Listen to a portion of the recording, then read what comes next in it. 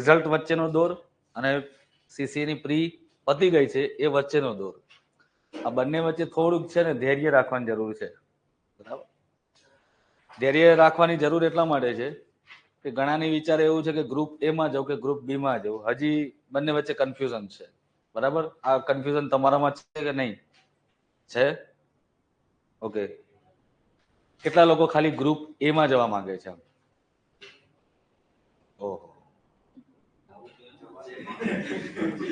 જવાનું બંનેમાં છે પણ મેન ઈચ્છા આપણી એ તરફ છે. પણ પ્રોબ્લેમ એ છે ને કે આજ દિન સુધી લખાણ નથી કર્યું. ખરેખર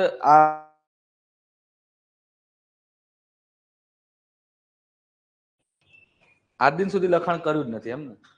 તો કોલેજમાં શું કર્યું?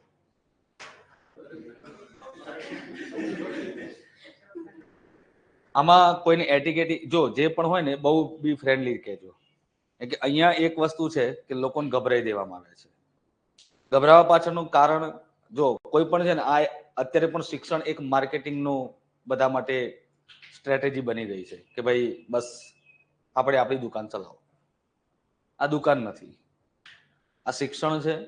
અને શિક્ષણ હંમેશા ક્યારેય શિક્ષણને વેચવામાં નથી આવતું, શિક્ષણને પ્રદાન કરવામાં આવે છે.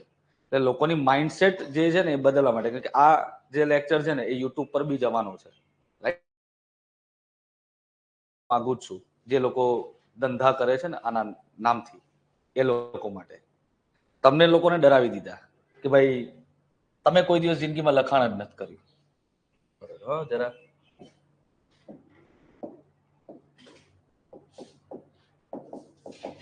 લખાણ નથી કર્યું, બરાબર. આમાં કેટલા એવા વિદ્યાર્થી કોઈ ખરું કે જે કોલેજમાં એટીકેટી આવેલી હોય? એકાદ બે જણને, બરાબર. બાકી બધા પાસ છો. તમારે કેટલા ટકા આવ્યા છે ગ્રેજ્યુએશનમાં? અને same arts, commerce, science? Arts છે, 61 આવ્યું છે. Very good. ખરેખર દિલથી મહેનત ના આવ્યા છે કે જે હોય એકદમ? પછી હું પ્રશ્ન પૂછીશ. હું એવું નથી કહેતો તમે ચોરી કરીને પાસ કર્યા હોય, બરાબર છે. આમાં શું છે, જવાબદાર કોલેજો છે, બરાબર. યુનિવર્સિટીને ખબર હોય કે ના હોય, પણ યુનિવર્સિટીમાં કોઈ પણ વ્યક્તિ આવતા હોય છે. આપણને ખબર છે કે કોલેજમાં કે પેલી સ્કૂલમાં જયારે આવું કંઈક આવતું હોય, કોઈ પણ વ્યક્તિ ઇન્સ્પેક્શનમાં આવતા હોય તો એને સાઈડમાં શું કહેવાય 500-600 રૂપિયા ખર્ચો કરી નાસ્તો અને થમ્સઅપ બમ્સઅપ પીવડાવીને વગેરે. બસ સાચી વાત છે ને?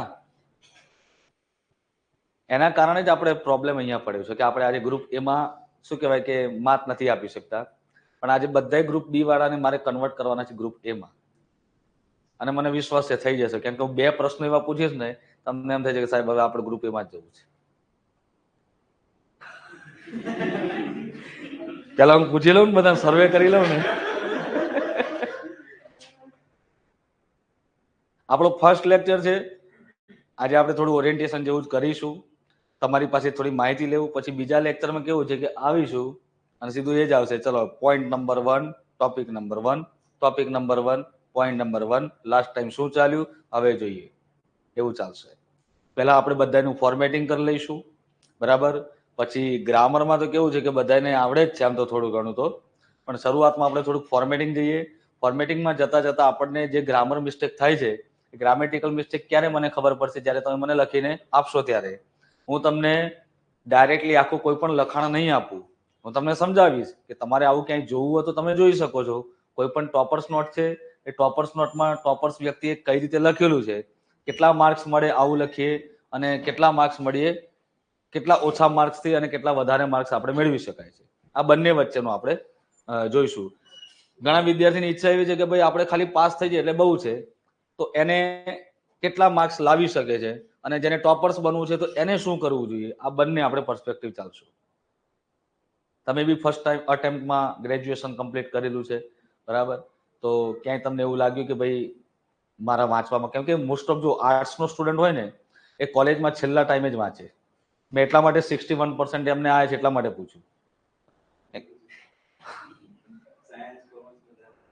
બધાને એવું છે.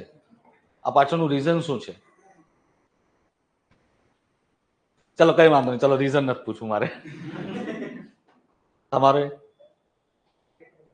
ઓકે, એકાદ સબ્જેક્ટમાં કે બે સબ્જેક્ટમાં?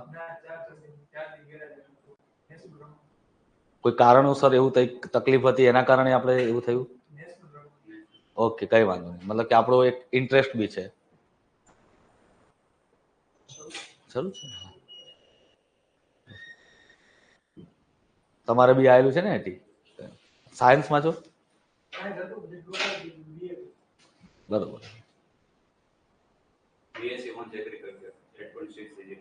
કમ્પ્લીટ છે. BSc with chemistry. સરસ.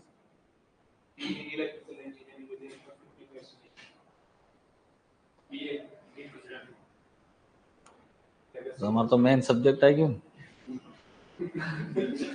તો પણ તકલીફ તો પડશે. કે કોલેજનું ગુજરાતી અલગ હતું,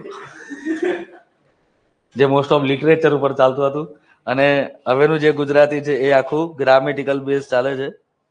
ઓકે, કઈ વાંધો નહીં, એ પણ થઈ જશે. થોડીક ધીરજ રાખવાની જરૂર છે. લોકોની ધીરજ ખૂટી ગઈ છે, બસ પ્રોબ્લેમ આ છે. બાકી ધીરજના ફળ હંમેશા મીઠા હોય. આમાં થયું છે શું કે 1-1 મિનિટના રીલ્સ જોઈને આપણી ધીરજ ખૂટી પડી છે. એટલે પહેલા તો હું એટલું જ કહીશ કે અમુક સોશિયલ મીડિયાનો ત્યાગ કરો. 1 મિનિટમાં કે 1 મિનિટના રીલ્સમાં ક્યારે આપણે વિદવત્તા પ્રાપ્ત નથી કરતા, અને 1 મિનિટના રીલ્સમાં કોઈ વ્યક્તિ ફટાફટ બોલી જાય છે, તો એટલું યાદ રાખજો કે ફટાફટ બોલે છે તો આપણી સાંભળવાની ક્ષમતા પણ એટલી ફટાફટ હોવી જોઈએ. ફટાફટ સાંભળવાની ક્ષમતા ક્યારે થશે? જ્યારે ફટાફટ જોવાની ક્ષમતા હોય. આપણે જે પણ વાંચતા હોય છે એમાં જોવાની ક્ષમતા આપણી ફટાફટ ક્યારે થાય? આખું વાંચ્યા પછી એને હાઇલાઇટ કર્યું ને ત્યારે આપણી ફટાફટ જોવાની ક્ષમતા થાય. તો થોડુંક સાયકોલોજીથી પણ ચાલુ પડશે. એમએસસી કેમેસ્ટ્રી સાથે છે. બહુ સરસ. લો, લાસ્ટ. અચ્છા, બી કમ્પ્યુટર એન્જિનિયરિંગ. સરસ. ચલો, મેથેમેટિક્સ છે.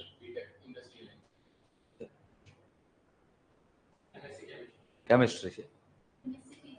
Physics. BCA. Okay. BSc chemistry. Automobile. બહુ અલગ અલગ ફિલ્ડથી છે આપણે બધા, બરાબર? અને આપણી સામે એક જ ફિલ્ડ છે, અને એ પણ આર્ટ્સ, મીન્સ ગુજરાતી. તકલીફ એ છે કે તમને જે ડરાવવામાં આવેલા છે, એટલે આજે વિદ્યાર્થી પણ ઘણા જોવાના જ છે. અને આપણે આ કોઈ પ્રકારનું માર્કેટિંગ નથી કે ભાઈ આપણે આપણું જ છાપવું છે. દુનિયામાં દરેકની રોજગારી ચાલવી જોઈએ, એ જ આપણો હેતુ છે. અને શિક્ષક હોય તો શિક્ષકની પાસે પોતાની એક કળા હોવી જોઈએ, ભણાવવાની, બરાબર, ડિલિવર કરવાની. નોલેજેબલ બધા હોય, વિદ્વાનો હોય, બરાબર. કાલિદાસ વિદ્વાન હતા, પણ કાલિદાસને કોઈ દિવસ આપણે સાંભળ્યું છે કે શિક્ષક હોય? શિક્ષક હતા એ? નતા સાંભળ્યા.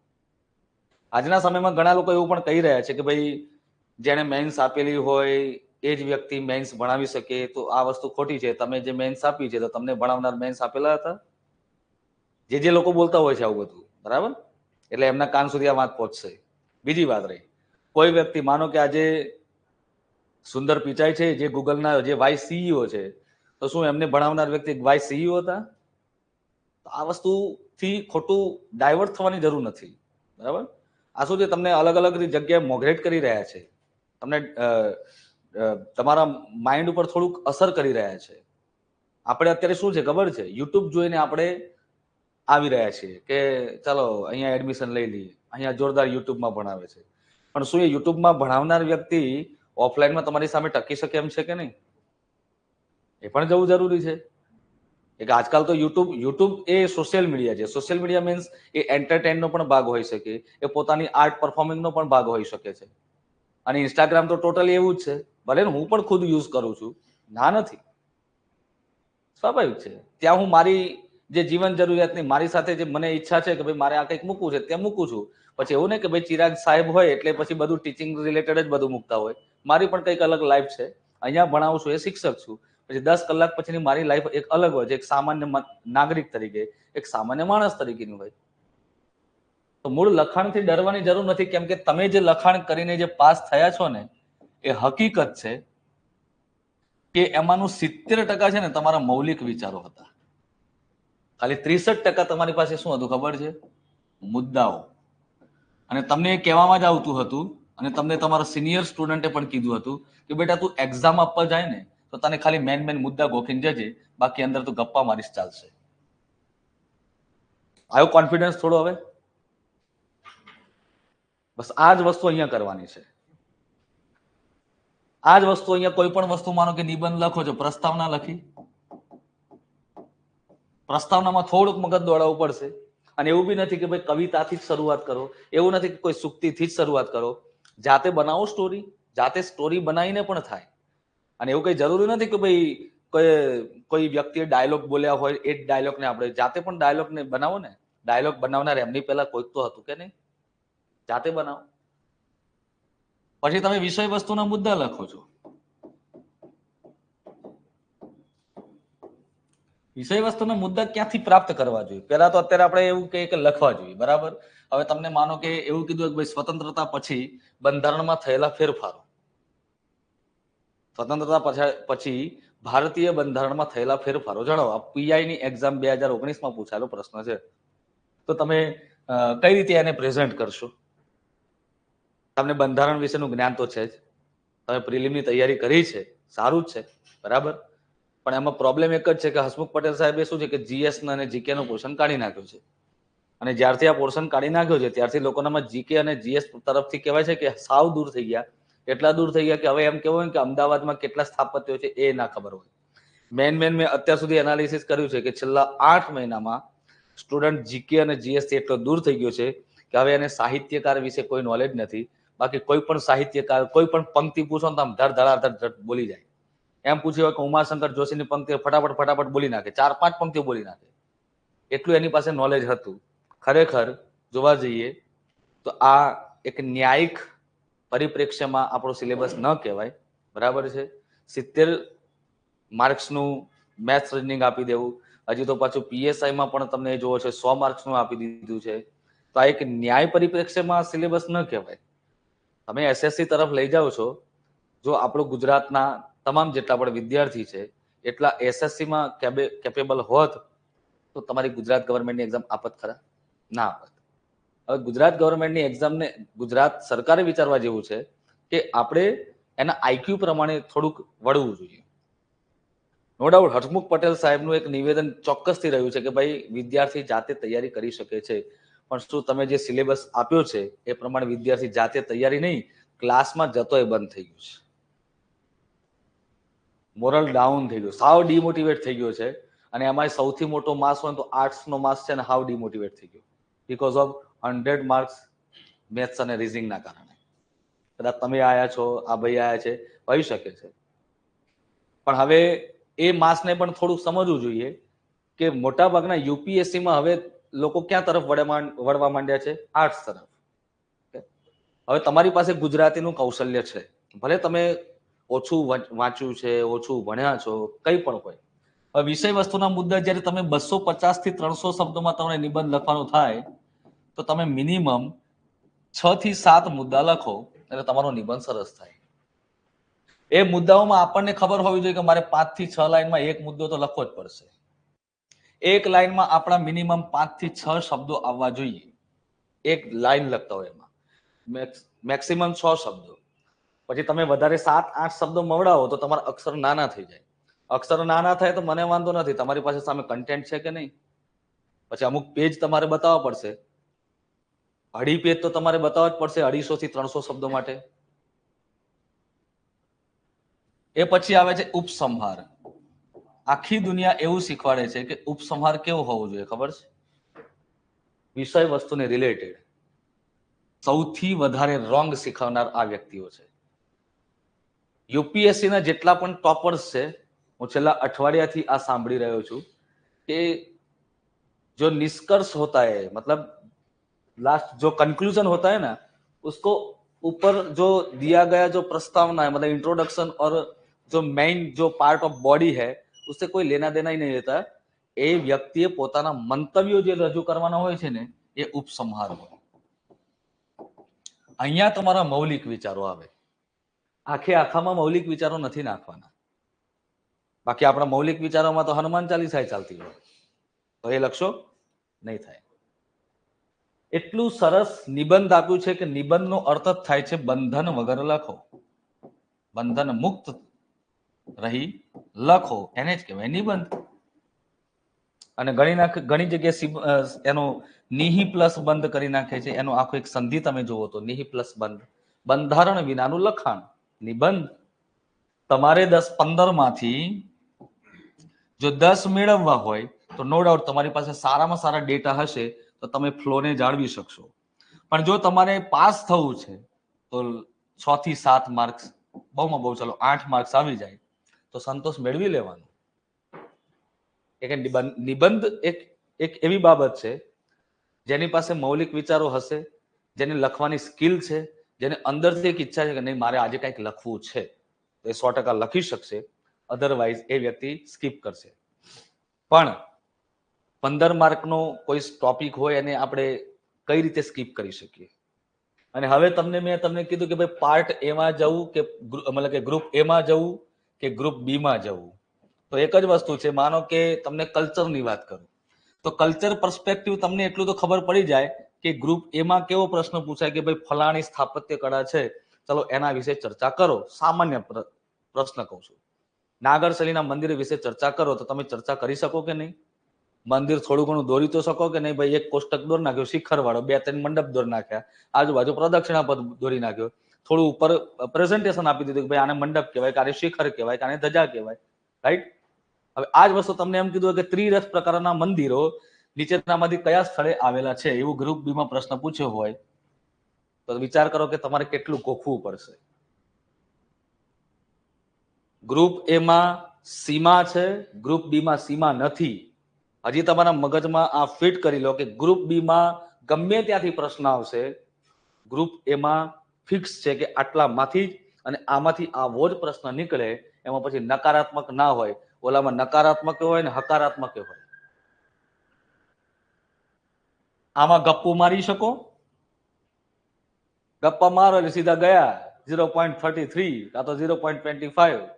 અહીંયા ગપ્પા મારો તો કમસે કમ 10 માંથી 3 તો આપશે. કે તમારા પ્રેઝન્ટેશનના પણ માર્ક્સ આપતા હોય છે. તો હવે શું વિચારો છો બોલો?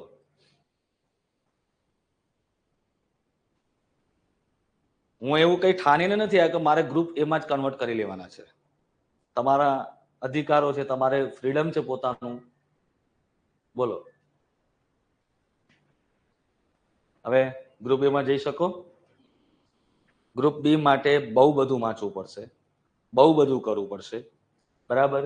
આમાં તમને પંક્તિ લખેલી આપી હોય અને તમે ખાલી આમ વિચારી લો કે આ પંક્તિ છે, તમારે સીધો જવાબ લખવાનો. આ અલંકાર છે, તમે અલંકાર ક્યાંક 2-4 વાંચ્યા હશે. અને આપણે એ ટાઈપનું થોડું ગ્રામર બી શરૂઆતમાં ગ્રામર ભણાવીશું, કેમ કે શરૂઆતમાં ગ્રામર ભણેલું હશે તો ચોક્કસથી તમને જોડણી, વાક્ય શુદ્ધિ અશુદ્ધિમાં જે ભૂલો થાય છે એ તમે ફોર્મેટમાં ન કરી શકો. નો ડાઉટ હું તમને ફોર્મેટ પણ ભણાવતો રહીશ અને આ બાજુ ગ્રામર પણ ભણાવતો રહીશ. 2 વસ્તુ સાથે કરીશું આપણે. રાઈટ? ભલે હું તો કહું છું તમે ગ્રુપ બી માં પણ આપજો એક્ઝામ, ગ્રુપ એમાં પણ આપજો, પણ મહેનત વધારે કરજો ગ્રુપ એ માટે. ગ્રુપ એમાં કર્યાથી તમને ફાયદો શું થશે એ તમને કહી દઉં. ગ્રુપ એમાં તમે મહેનત કરશો તો આગળ જતા કદાચ સીસીમાં થોડા માટે રહી જવાય છે તો પીએસઆઈમાં મેળ પડી શકે. ચલો પીએસઆઈમાં મેળ ન પડ્યો તો એસટીઆઈની એક્ઝામ આવે છે, 500+ જગ્યાઓ છે. અને મને નથી લાગતું કે સીસી અને એસટીઆઈમાં કંઈ એટલો જમીન આસમાનનો ફરક હોય. સામાન્ય 19-20નો ફરક છે, તો તમે એ કરી શકો. એક સારામાં સારી જોબ છે એસટીઆઈની. બરાબર? કદાચ 5 મહિના કે 6 મહિના ક્યાંક જીએસટીના દરોડા પાડવાના હોય, ક્યાંક ટેક્સેશન માટે કોઈ વ્યક્તિને નોટિસ આપવાની હોય તો આ તમારે અધિકારીઓની પાછળ જવું પડે. બાકી લગભગ મને ખબર છે ત્યાં સુધી 5-6 મહિના તમારે ત્યાં બેઠા બેઠા નોકરી કરવાની છે. બાકી એક વિદ્યાર્થી મને કીધું કે સાહેબ પીએસઆઈ કરે શું કરાય? મેં કીધું તને શોખ શેનો છે? ફિલ્ડ વર્કમાં આમ કહેવાય છે કે તાપમાં તપવાનો, શિયાળામાં ઠરવાનો અને ચોમાસામાં ભીંજાવાનો. તો મેં કીધું તું જા. તો પછી મેં કીધું ફિલ્ડ વર્ક વાળી નોકરીમાં જવાય, લાઈક પીએસઆઈ ગમે તે. પણ તને એમ શોખ છે કે ભાઈ મારે પરિવાર સાથે રહેવું છે, વાર તહેવાર મનાવવા છે, તો પછી મેં કીધું એ ફિલ્ડ નથી. ફિલ્ડ બધી સારી છે પણ તારી ચોઈસ કઈ છે એ માયને રાખે છે. તો તમારી ચોઈસ ઉપર તમને ખબર હોવી જોઈએ કે ભાઈ મારે ક્યાં જવું છે. ડન? હું હવે સીધા સિલેબસ તરફ જઉં છું. હવે તમે ગ્રુપ એ માં કરો, ગ્રુપ બી માં કરો, એ તમારે જોવાનું, પણ લખવાનું આપણે બંને છે. અહીંયા ખાલી ગ્રુપ બી માં કોઈ નહીં હોય. આપણે ગ્રુપ એ અને બી બંનેની તૈયારી કરવાની છે. રાઈટ? અને બંનેને આપણે પ્રાધાન્ય આપશું. પણ મુખ્ય મારો વિષય છે આજનો ગુજરાતી. તો ગુજરાતી વિષય આમ તો લગભગ અહીંયા મોસ્ટ ઓફ બધા ટેકનિકલ સબ્જેક્ટ સાથે સંકળાયેલા છે, તો એમના માટે એક ગુજરાતી નવો વિષય હોઈ શકે. ગુજરાતીમાં આપણે સિલેબસ જોઈ લઈએ. કેટલા માર્ક્સનું છે પેપર? 100 માર્ક્સનું પેપર છે, બરાબર. 100 માર્ક્સ. સમય કેટલો છે? 3 કલાક. 3 કલાક એટલે તમારે 180 મિનિટ સમજવાની.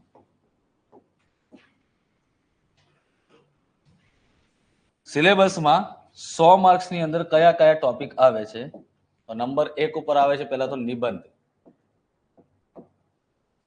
હવે આ જે નિબંધ પૂછો છે એ કેવા પ્રકારનો પૂછો છે નિબંધ? તો ભાઈ નિબંધ તમારો હોવો જોઈએ વર્ણનાત્મક હોવો જોઈએ, વિશ્લેષણાત્મક હોવો જોઈએ, ચિંતનાત્મક હોવો જોઈએ, બરાબર, અને અથવા તો સાંપ્રત સમસ્યા પર આધારિત હોવું જોઈએ, જેના તમને 15 માર્ક્સ હોય છે. 15 માર્ક્સમાં એક જ પૂછાય છે અને એ પણ 250 થી 300 શબ્દોમાં.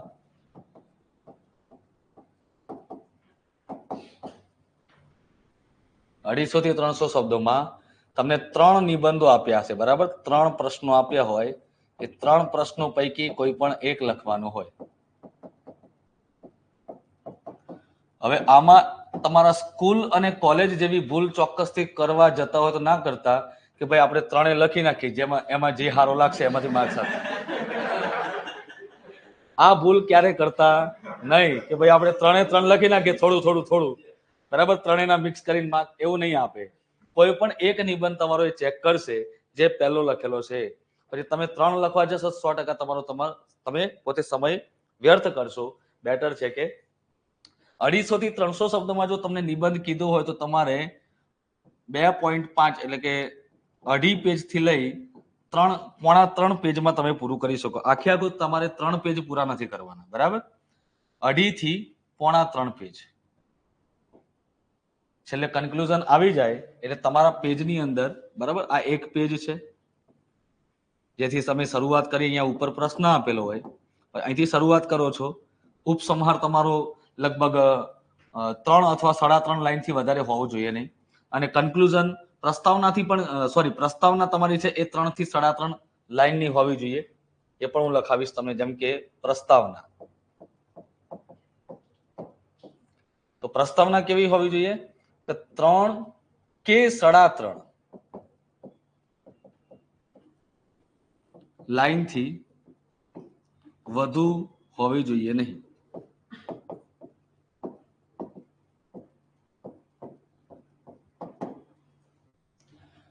પછી આવે છે વિષય વસ્તુ.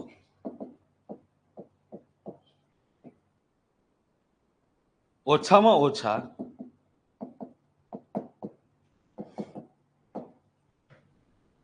6 મુદ્દાઓ લખવા.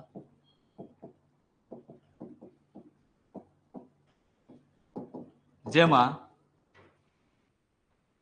દરેક મુદ્દામાં ઓછામાં ઓછી 6 લાઈન,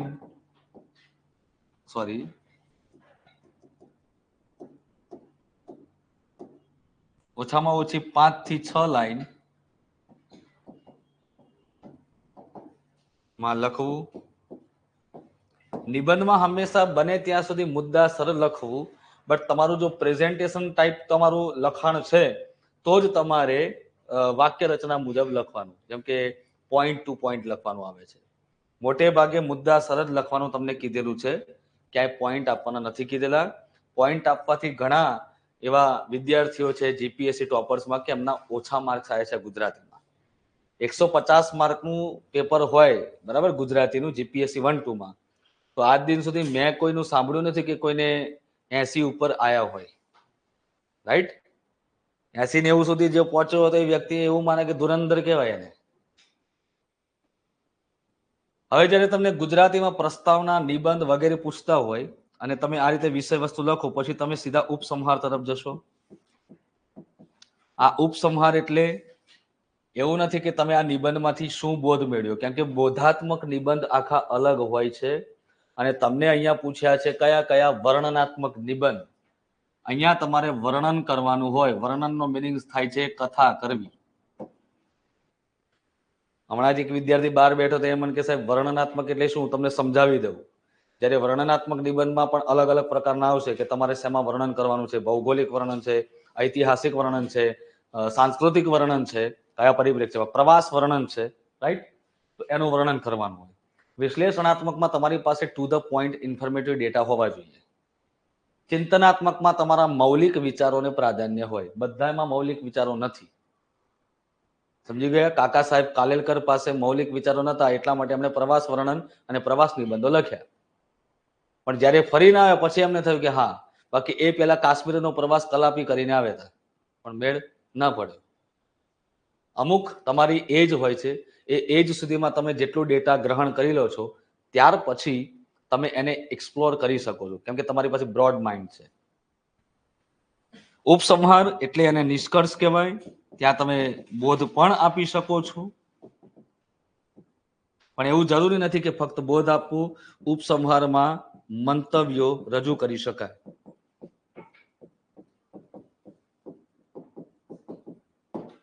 અથવા જે પણ તમે આખો પેરેગ્રાફ લખ્યો છે, એ પેરેગ્રાફનો તમે નિષ્કર્ષ કાઢી શકો છો. નિષ્કર્ષ મીન્સ એનો નિચોડ કહેવાય. શું કહેવાય? એનો નિચોડ. સ્વાભાવિક છે કે બોધ એટલે કે આખા નિબંધ પરથી શું બોધ પ્રાપ્ત થાય છે, શું સમજણ પડે છે. આવા સમયમાં સરકારે આવા પગલા લે કે આવું કરવું જોઈએ. એક ભારતીય નાગરિક તરીકે બંધારણમાં જો સમયસર સુધારા ન થાય તો સ્વાભાવિક છે કે આપણે સમય કરતા, અને સ્વાભાવિક છે કે આ જો જે દેશ અત્યાચાર હોય ને એ જ દેશમાં, કેમ કે આ વોલ્ફેડ નામના એક અંગ્રેજ નાગરિકે આવું વાત કરી હતી કે ભાઈ, જેમ કે આપણે કીધું કે ભાઈ સ્વતંત્રતા પછી ભારતીય બંધારણમાં થયેલા સુધારા, તો વોલ્ફેડ નામના વ્યક્તિએ કીધું કે જે બંધારણમાં, કોઈ પણ દેશના બંધારણમાં જો સુધારા નથી થતા તો સ્વાભાવિક છે કે એ અત્યાચાર કહેવાય અને એક ખરાબ ઘટના આધારિત દેશ કહેવાય કે જે દેશમાં સમયસર સુધારા નથી થતા. સમયસર સુધારા શા માટે જરૂરી હોય? કોઈ નવીનીકરણ આવ્યું હોય, બરાબર, સાથે સાથે જે નવી જનરેશન, નવો યુગ છે એ પ્રમાણેના નવા ચેલેન્જીસ આપણે એની અંદર મૂકવા પડશે, એને સુધારા કહેવાય. સુધારા કઈ ખરાબ વસ્તુ નથી, સુધારા એ સારી વસ્તુ છે, બટ ઘણા લોકો નેરો માઇન્ડેડ છે, એને ઊંધું પણ લઈ રહ્યા છે. આ મંતવ્યો રજૂ કરી શકાય. હવે મને સમજાવો કે આમાં બહુ કઈ મોટી ધાર પાડવાની છે નિબંધમાં, મને જરા કહો. મેં તમને એમ કીધું ભાઈ આમાં આટલું જ લખવાનું, વધારે કઈ લખવાનું નહીં ને ઓછું નહીં લખવાનું, એવું મેં તમને કીધું. આ બંધારણ મુક્ત વિષય છે, આમાં તમને કોઈ બંધન નથી. લખો, તમારા મુક્ત મને લખો. પણ કે છે કે તમને 15 માંથી 5 માર્ક્સ બી ના આપે? આપશે જ. ડરશો જ નહીં તમે, બિલકુલ ના ડરશો. અને જે દિવસ લખી ના હોય ત્યારે મને કહેજો. એના માટે આત્મવિશ્વાસ હોવો જોઈએ, પોતાના ઉપર હોવું જોઈએ કે આઈ કેન ડુ એવરીથિંગ. એ હોવું જોઈએ. નિબંધ માટે હંમેશા મોટિવેટર રહેવું. હવે જ્યાં ડેટા લખવાના છે ને, રેટર રાઇટિંગ આવે, રિપોર્ટ રાઇટિંગ આવે, ત્યાં તમારે ડેટાની જરૂર પડે. અને અમુક તો એવા ટોપિક છે જેમાં તમે બેઠે બેઠા માર્ક્સ ખેંચી શકો છો. ગદ્ય સમીક્ષા, સંક્ષેપીકરણ. સંક્ષેપીકરણમાં ઘણા લોકો શું કરે ખબર? 6 લાઈન હોય તો કે બસ આની 2 લાઈન કરી નાખવાની. અરે એમને 2 લાઈન નથી કરવાની ભાઈ, એનો મૂળ અર્થ જળવાવો જોઈએ. હા, મેન મુદ્દા કે આ કાઢી નાખો, આ કાઢી નાખો. અરે કાઢી નથી નાખવાનું, એને રાખવાનું છે, પણ એના માટે તમને રૂઢિપ્રયોગ આવડવો જોઈએ. શબ્દ સમૂહ માટે એક શબ્દ અને સામાસિક શબ્દ અને સંધિયુક્ત શબ્દ, આ 3 આવડતા હોય એટલે સંક્ષેપીકરણ બેસ્ટ થાય. ચાલો, આ લખી લેજો તમારી પાસે વિગત.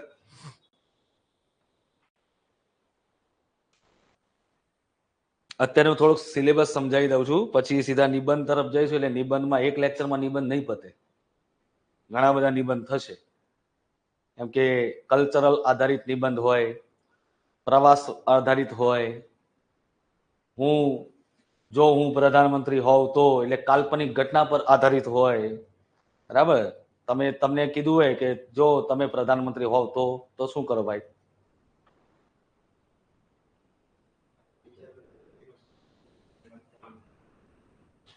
ચલો તો તમારી આમ ઈચ્છા શું છે, શું બનવાની છે? જો હાલ તમે પીએસઆઈ હોવ તો ગરમીના દિવસોમાં હેલ્મેટ ન પહેરતા ને હેલ્મેટ પહેરતા વ્યક્તિ સાથેનું તમારું વર્તન કેવું હોય?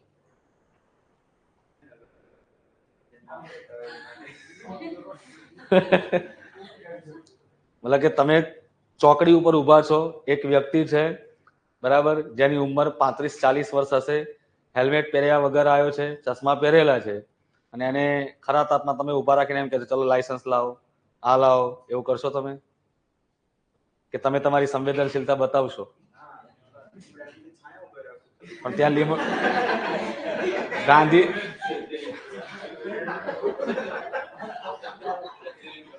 હવે તો ગ્રીન સિટી ગાંધીનગરમાં લીમડા નહીં મળતા. અહીંયા રોજના 1500 થી 2000 એસીઓ વેચાય છે અત્યારે, ખરીદી થાય છે એટલી. નહીં, જો આ તમારું મૌલિક વિચાર છે, તમે જે બોલ્યા એ સાચું છે, પણ હંમેશા આપણે જયારે નિબંધ લખતા હોય તો હું તમને એટલું કહું છું કે તમે કોઈ ફિલ્મ જોવા જાઓ છો બરાબર, તો ફિલ્મ પાસે શું એક્સપેક્ટ રાખો છો તમે કે ભાઈ આવું ફિલ્મ હોવું જોઈએ?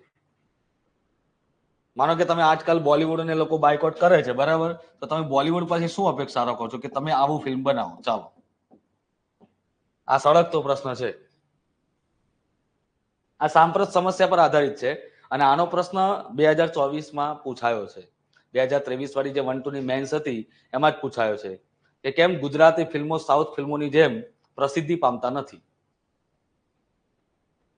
એના માટે તમે અધિકારી તરીકે પગલા ન લેવા, પણ એના માટે શું કરવું જોઈએ? હવે શું કરવું જોઈએ એમ કહો એટલે તમારે હકારાત્મક વલણો સાથે, પોઝિટિવ સાથે, પોતાની સહનશીલતા સાથે આગળ વધવું અને લખવું જોઈએ. તમારે પછી એવા શબ્દમાં નકારી ના નખાય કે એના માટે આવું કરવું જોઈએ, જે ન કરતા હોય એને ડાયરેક્ટ કાઢી નાખવા જોઈએ, એવું નહીં. અગ્રેસિવ મૂળ નહીં, શાંત વલણ. કોઈ પણ દરેક વ્યક્તિ બોલી શકે છે, એમને એકલાને નથી પૂછતો. આ જે ટોપિક આપણે ભણી રહ્યા છીએ આ ડિસ્કશનથી જ આગળ વધાય. હું એકલો અહીંથી લખીને જતો રહીશ તો પછી આમાં મારી જ વિદવત્તા સાબિત થાય. પછી તમે યસ બોલિવૂડ કે કોઈ પણ બીજા મૂવી આપણે જોઈએ એના અંદર એક્શન થ્રિલર એ ટાઈપના થોડા સીન્સ હોય એ બધું ક્રિએટ કરેલું છે. ગુજરાતી મૂવીમાં એવું હોતું નથી.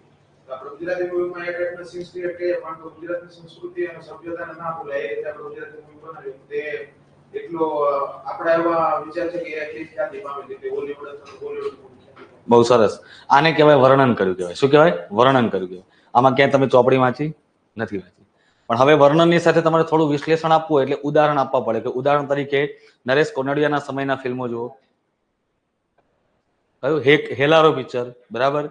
પછી એક્શન જેક્શનના એવું નથી કે મૂવી નથી. નરેશ કનોડિયાના સમયના જે મૂવી છે એમાં ઘણા બધા એક્શન જેક્શન વાળા હતા બરાબર. ફાઇટિંગ હતી, પરંતુ તેમ છતાંય સંસ્કૃતિ અને સભ્યતા જળવાઈ હતી. એટલા માટે સમાજને એ ફિલ્મો પ્રિય બન્યા. જેમ કે દેશરે જોયા, દાદા પરદેશ જોયા. આવું ઉદાહરણ આપો. એક હેલ્લારો ફિલ્મનું ઉદાહરણ આપો. આવા બધા ઉદાહરણ પણ તમે આપી શકો છો. તમે ફિલ્મો જોયા છે, તમને ફિલ્મ પ્રિય છે, એટલા માટે હું કહું છું. હવે બોલિવૂડ ફિલ્મની આ વસ્તુ બતાવ્યું તો ભાઈ બોલિવૂડ ફિલ્મમાં નો ડાઉટ કે ઘણી બધી વસ્તુ સારી એવી જળવાય છે, અને એ લોકો ચોક્કસથી ઘણા સાઉથ ફિલ્મોની પાસે કેટલાક રિપોર્ટ લઈ અને એ પણ ફિલ્મો બનાવતા હોય છે. Like Singham film, okay, રાવડી Rathore film, આ બધા ફિલ્મો પણ એના જ સ્ક્રિપ્ટ પર આધારિત છે. તો એમણે જે રીતે સંસ્કૃતિ બતાવી છે એ રીતે સંસ્કૃતિને સાચવે, કેમ કે દેશ જે છે એ સામાજિક અને સાથે સાંસ્કૃતિક પ્રિય છે, અને એના કારણે રાજકીય અસર વધુ દેખાય છે. લાઈક રાજકીય અસર દેખાવાના કારણો જેમ કે the Kashmir files, Kerala story, બરાબર છે, પછી આર્ટિકલ 370, સર્જિકલ સ્ટ્રાઇક, આ બધા ફિલ્મો છે એ આપણા દેશની કેટલીક સમસ્યાઓ ઉપર ગંભીર અથવા તો આર્થિક અથવા તો રાજકીય એમ ત્રણેય બાબતે અસર કરતી હોય છે. એટલે સામાજિક લાગણી ન દુભાય, કારણ કે આપણો દેશ છે બિન સાંપ્રદાયિક દેશ છે. અહીંયા અલગ અલગ ઘણા બધા સંપ્રદાયો રહે છે, તો એને ધ્યાનમાં રાખીને ફિલ્મોનું સર્જન કરવું જોઈએ, અને સાથે સાથે સેન્સર બોર્ડને પણ એ પ્રમાણેની પરમિશન આપવી જોઈએ. એમાં સેન્સર બોર્ડનો ઉલ્લેખ કરી શકો, દાદા સાહેબ ફાળકેનો ઉલ્લેખ કરી શકો. કોઈ પણ નિબંધ હોય, હંમેશા નિબંધમાં તમારે ઇતિહાસથી ચાલુ કરવું પડે. તમારી પ્રસ્તાવનામાં ઇતિહાસ ચોક્કસથી વણાયેલો હોવો જોઈએ. કે આ તો ચર્ચા કરી આપણે ખાલી એક નિબંધની. હજી આગળ બીજું આવે છે વિચાર વિસ્તાર. બીજા નંબરનો ટોપિક આવે છે વિચાર વિસ્તાર. કોનો વિસ્તાર કીધો છે? વિચારનો વિસ્તાર. પછી તમે એમ કહો કે કવિએ શું લખ્યું છે? કવિને વાંચ્યા પછી કવિને સમજો કે જેમ કે ઉમાશંકર જોશી છે, કેવા કવિ કહેવાય છે? વિશ્વ માનવી કવિ કહેવાય છે. કેવા કહેવાય? વિશ્વ માનવી કવિ. ઓકે. પન્નાલાલ પટેલ છે, એવા સાહિત્યકાર કહેવાય છે કે જેમણે દેશના દુષ્કાળ એટલે કે સારી સ્થિતિ અને ખરાબ સ્થિતિ વચ્ચેનો સમન્વય સાધ્યો છે. એટલા માટે એમણે નવલકથાઓ પણ એવી લખેલી છે. એમણે સમાજને પરિપ્રેક્ષ્યમાં રાખીને નવલકથા લખી છે. તો એમના મનને થોડુંક સાંભળો, એના મનને સમજો, પછી તમે લખો. ઘણી વાર એવી પંક્તિ હોય છે કે જેમાં કવિના નામનો ઉલ્લેખ ન કર્યો હોય, એવી ગદ્ય સૂક્તિ. વિચાર વિસ્તારમાં ખાલી કાવ્ય પંક્તિ નથી, બરાબર? કાવ્ય પંક્તિ કે ગદ્ય સૂક્તિના આધારે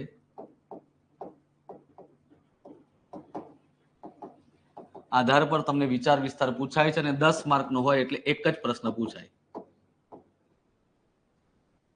2 પૂછી હશે, 2 માંથી તમારે કેટલી લખવાની? એક જ લખવાની છે. માનો કે હું તમને એક પંક્તિ આપું, તમે કહો છો કે મને નથી આવડતું.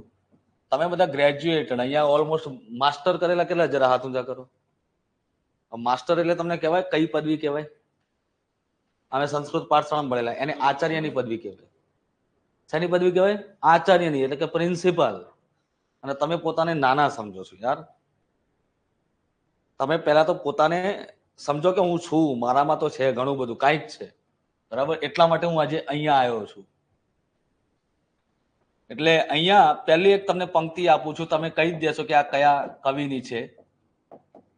સૌંદર્યો વેડફી દેતા, વેરી ગુડ, ના સુંદરતા મળે.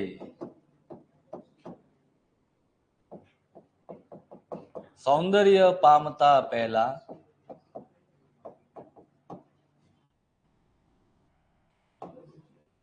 સૌંદર્ય બનવું પડે.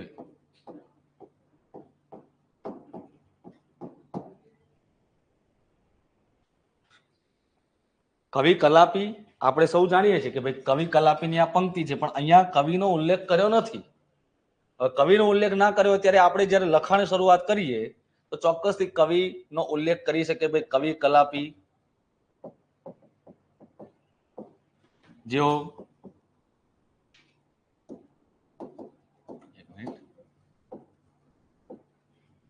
જેઓ ગુજરાતના શ્રેષ્ઠ ખંડ કવિ તરીકે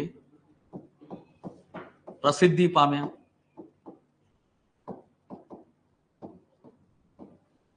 જેમણે પોતાના કાવ્યોમાં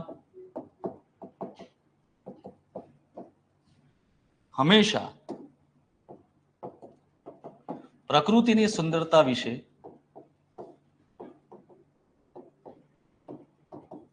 વાત કરી છે. હવે આમાં ક્યાં મારો વિદવત્તા ભર્યો ડોળ દેખાય છે તમને? નિબંધ હોય, વિચાર વિસ્તાર હોય, ગમે તે હોય, કોઈ એમ કહેતો હોય કે મેં મેન્સ આપેલી છે, હું જ લખી શકું, તો આમાં પહેલાથી નર્મદે લખેલો પહેલો નિબંધ, અને નર્મદે જ પોતાના નિબંધોના અંતે લખેલું છે કે નિબંધ એટલે એવી વાત કે જેમાં તમારી વિદવત્તાનો ડોળ ન હોય, સામેવાળાને સમજાય એવું હોવું જોઈએ. જે વ્યક્તિ, ઘણા એવા લોકો એ થઈ ગયા કે જેમણે ફિલ્મ બહુ ગજબ બનાવેલા ફિલ્મો છે, પણ સામે જનતા જનાર્દનને સમજાય જ નહીં, એ ફિલ્મ ફ્લોપ થાય. સામેવાળા તપાસનાર વ્યક્તિને તમારા સમજણ ન પડે શબ્દો, અને હા, નિબંધમાં કે કોઈ પણ લખાણમાં તમારી તળપદી બોલીનું સ્થાન હોતું નથી. હા, એ ધ્યાન રાખવું.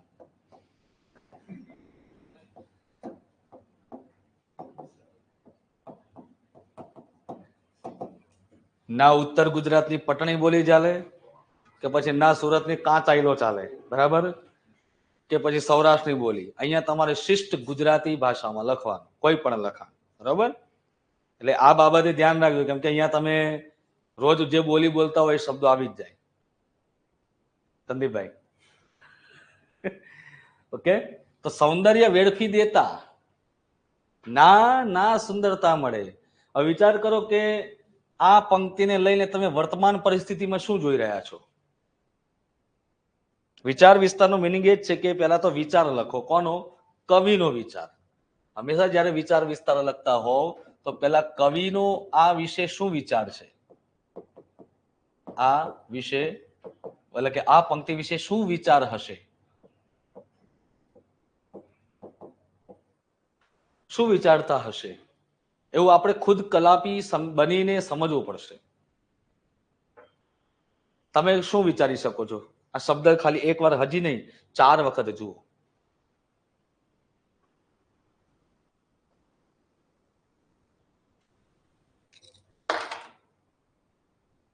ચાર વખત જુઓ. આજના સમયમાં આપણે જોવા જઈએ તો સુંદર દેખાવા માટે તો સુંદર બનવાની ગેરસામાં લોકો ઘણા બધા પ્લાસ્ટિક સર્જરીઓ કરાવતા હોય કે બીજી બધી ટેકનોલોજી. વેરી ગુડ, બહુ મસ્ત પોઈન્ટ આપ્યો છે, પ્લાસ્ટિક સર્જરી. હવે આ પ્લાસ્ટિક સર્જરીનું જે તમે બોલ્યા ને, તો એના સાથે એક એવું ઉદાહરણ આપવું પડે કે આ પ્લાસ્ટિક સર્જરીના કારણે એક એવી એક્ટ્રેસ પણ છે જેનું નિધન થયું, શ્રીદેવી. જો તમે ઉદાહરણ સાથે લખો એટલે એ સામેવાળા વ્યક્તિ જે તપાસનાર છે એને ખબર પડી જાય કે આ ડેઈલી વર્તમાન પત્ર વાંચે છે. મેગેઝિન વાંચવાથી કશું ના થાય, ડેઈલી ન્યૂઝપેપર વાંચો ને એ બહુ બેસ્ટ છે. અને હું નેક્સ્ટ જ્યારે લેક્ચરમાં આવીશ ત્યારે ન્યૂઝપેપર લઈને આવીશ અને ન્યૂઝપેપરમાંથી કઈ રીતે આપણે પ્રશ્ન બનાવી શકીએ, કઈ રીતે પ્રશ્ન પૂછાઈ શકે કે આટલું મોટું પેપર છે, આખા પેપરમાંથી ક્યાંથી પ્રશ્ન પૂછાતા હોય છે, બરાબર. હંમેશા યાદ રાખો, રાજકારણના મુદ્દાઓનું સ્થાન નથી. અને ઘણી જગ્યાએ એવું છે કે ભાઈ અત્યારે ચૂંટણી થઈ છે, બે પક્ષો આમ, ક્યારે આવો પ્રશ્ન ના પૂછે ભાઈ તમને. આવો તો ઇન્ટરવ્યુમાં એવો પ્રશ્ન ના પૂછે તમને કે ભાઈ બે પક્ષો આધારિત, કોઈ દિવસ ના પૂછે. કેમ કે જે પ્રશ્ન એવો હોવો જોઈએ કે જેમાં વિવાદ ના હોય. લોકશાહી દેશ છે આપણો, એટલે એમાં લોકશાહી ચોક્કસથી સચવાશે. એના માટે એક પહેલા તો આજકાલ જે બધા વોટ્સએપની જે યુનિવર્સિટીમાંથી જોયેલા વિડીયો છે એને નાથવા માટે અને નેરો માઇન્ડને થોડું દૂર કરવા માટે લોકશાહી વિશે એકવાર વાંચી લેજો કે લોકતંત્ર એટલે શું કહેવાય, લોકશાહી એટલે શું કહેવાય. તો ચોક્કસથી તમારામાં સહાનુભૂતિ અને સંવેદનશીલતા આવી જશે. અને હું 100% કહું છું કે એકવાર સહાનુભૂતિ આવી જાય ને, એ વ્યક્તિ મેન્સમાં તરત પાસ થઈ જાય છે. અગ્રેસિવ મૂડને થોડુંક સાઈડમાં રાખવાનું છે આપણે. આપણા ગુસ્સાને કંટ્રોલ કરો તો જ તમે મેન્સ લખી શકશો. અમુક બધી બાબતો છે આ, પણ હવે આ બધું પુસ્તકોમાં ના હોય, આપણે જાતે વિચારવાનું છે. તો પ્લાસ્ટિક સર્જરી નું એક આવ્યું. ચલો બીજો એક પર્યાવરણને રિલેટેડ કહો.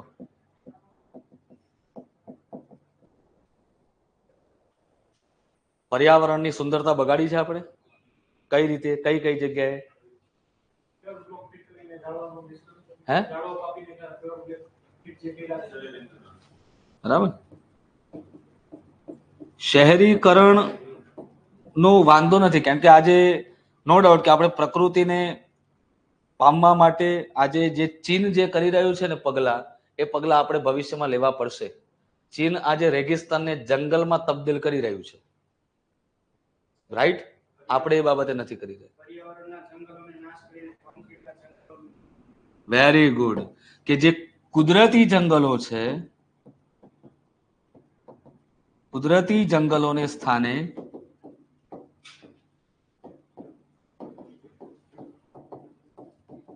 કૃત્રિમતા ઊભી કરી રહ્યા છીએ.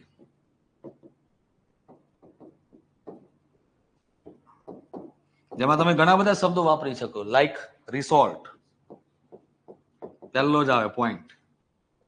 એ સિવાય રોડ. શું દેશના વિકાસ માટે રોડ એ આવશ્યક પગલું છે? શું રોડ વિના દેશનો વિકાસ થઈ શકે એમ નથી?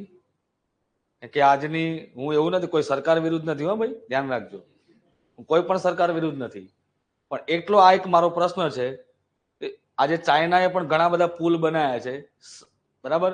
અને શાંઘાઈ શહેરની અંદર એટલા બધા પુલ છે કે પુલની ઉપર પુલ, પુલની ઉપર પુલ, લગભગ એક સાથે લગભગ 32 પુલ છે.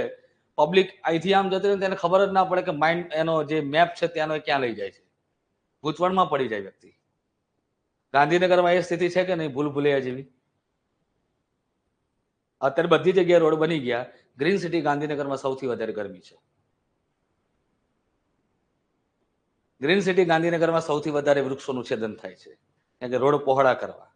રોડ પહોળા કરવાથી શું ટ્રાફિકની સમસ્યા દૂર થશે?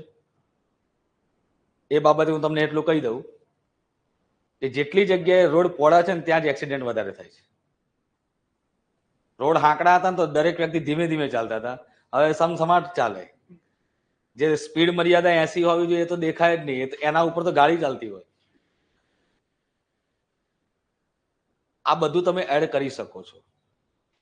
અંતે તમે એવું કહી શકો કે કવિની જે કાલ્પનિક દુનિયા હતી એ ખરેખર કુદરતી દુનિયા હતી, માટે તેઓ ખંડ કવિ તરીકે જાણીતા હતા. કાલિદાસે પણ પોતાના ઋતુ સંહાર અને મેઘદૂત ખંડ કાવ્યમાં જે વર્ણન કર્યું એ જ કલાપીય સુંદરતા બાબતે વર્ણન કર્યું હતું. પરંતુ આજે આ વર્ણન, આ કુદરતીને, આ સૌંદર્યને આપણે સાચવી નથી શકતા. આમાં મનુષ્ય પણ ખુદ પોતાની સુંદરતા ગુમાવે છે. સુંદરતાની લાલચમાં અને સારા દેખાવાની લાલચમાં અલગ અલગ પ્રકારની કહેવાય છે કે પ્રોડક્ટ્સ કે વસ્તુઓ લાવી અને પોતાના મુખ પર કે પોતાના શરીર પર લગાવે છે, જેના કારણે આજે શારીરિક રોગો, ચામડીના રોગો વગેરે આવે છે. આ બધા વિસ્તાર જ છે તમારા.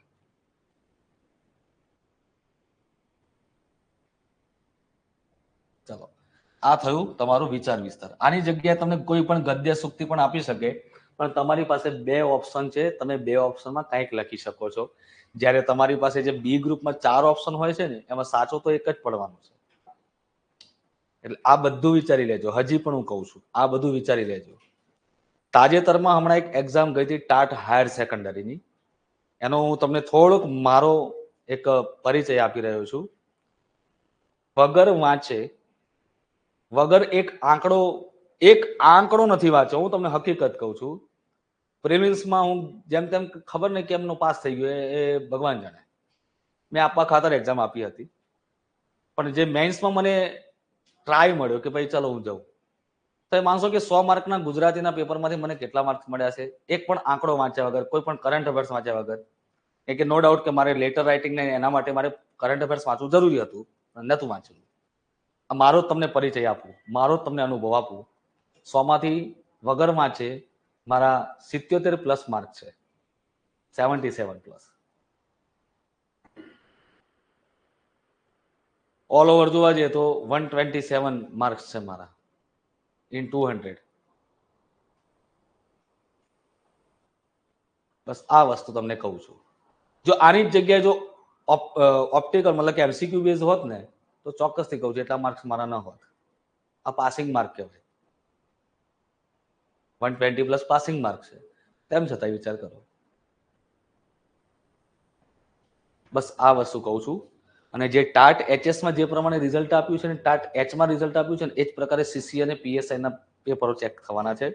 અને લોકો ડરાવી રહ્યા છે કે GPSC લેવલનું કરી નાખ્યું. ભાઈ સિલેબસ છે, સિલેબસ સેમ છે, પણ લેવલ ક્લાસ 3 નું જ રાખશે. નહીતર પછી GPSC કયું લેવલ લઈ જશે? થોડુંક તો એના વિશે નહીં વિચાર્યું હોય આ લોકોએ. જો GPSC પછી UPSC નું લેવલ જશે તો UPSC કઈ જશે? નાઓના.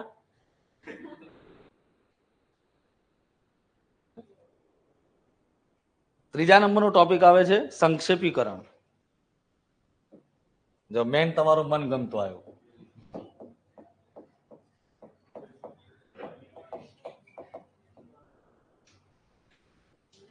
આમાં શું છે કે આજ જે સમજાવી રહ્યો છું, કદાચ કોઈ વ્યક્તિ સેલ્ફ પ્રિપેરેશન બી કરતો હોય તો એને પણ કામ આવે. આપણો હેતુ એવું નથી કે અહીંયા વિદ્યાર્થી આવે એટલે બસ એડમિશન લઈ અને ભણાવી દેવું. કદાચ આ સાંભળ્યા પછી કે જોયા પછી એમ લાગે છે કે ના ભાઈ આપણે કરી શકીએ છીએ પ્રિપેરેશન, તો સારું. જો ક્લાસ કરો તો પણ મને વાંધો નથી, ક્લાસ ન કરો તો સેલ્ફ પ્રિપેરેશન પણ કરી શકાય છે. પણ સેલ્ફ પ્રિપેરેશન માટે એક જ વસ્તુ છે કે તમારું મૂલ્યાંકન કોણ કરશે? તમારું મૂલ્યાંકન કરનારું કોઈક હોવું જોઈએ કે તમે જે લખ્યું છે એમાં કોઈ તમારી ભૂલ છે. ખાલી એકલી ભૂલ નથી જોવાની હોતી, પ્લસ પોઈન્ટ પણ જોવાનું હોય છે, રાઈટ? એ બધું શું છે. તો સંક્ષેપીકરણનો અર્થ થાય છે કે કોઈ પણ ફકરાનો, કોઈ એક ફકરાનો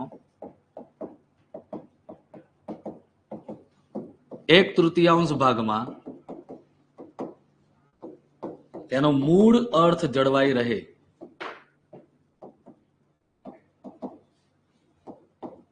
તેમ સંક્ષિપ્તીકરણ કરવાનું હોય છે.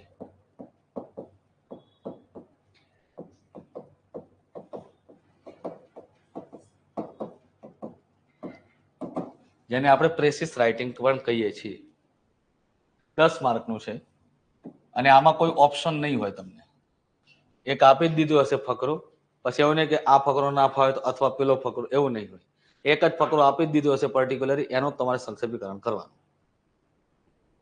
તમને સંક્ષેપીકરણ કરવા માટે હું તમને મુદ્દાઓ પણ આપીશ, તમને સંક્ષેપીકરણ કરતા શીખવાડીશ. હું આશા રાખું છું તમારા 10 માંથી જો મહેનત કરશો, હું જે રીતે કરાવું એ પ્રમાણે, પછી તમે તમારા મત પ્રમાણે ચાલશો તો મને વાંધો નથી. પણ પછી 10 માંથી તમારા મિનિમમ 6 માર્ક્સ લાવવા હોય તો હું તમને જે રીતે કહું એ રીતે તમારે તૈયાર રહેવું પડશે. સામાસિક શબ્દો અને શબ્દ સમૂહો જેટલા બને એટલા રોજના 50-50 કરો.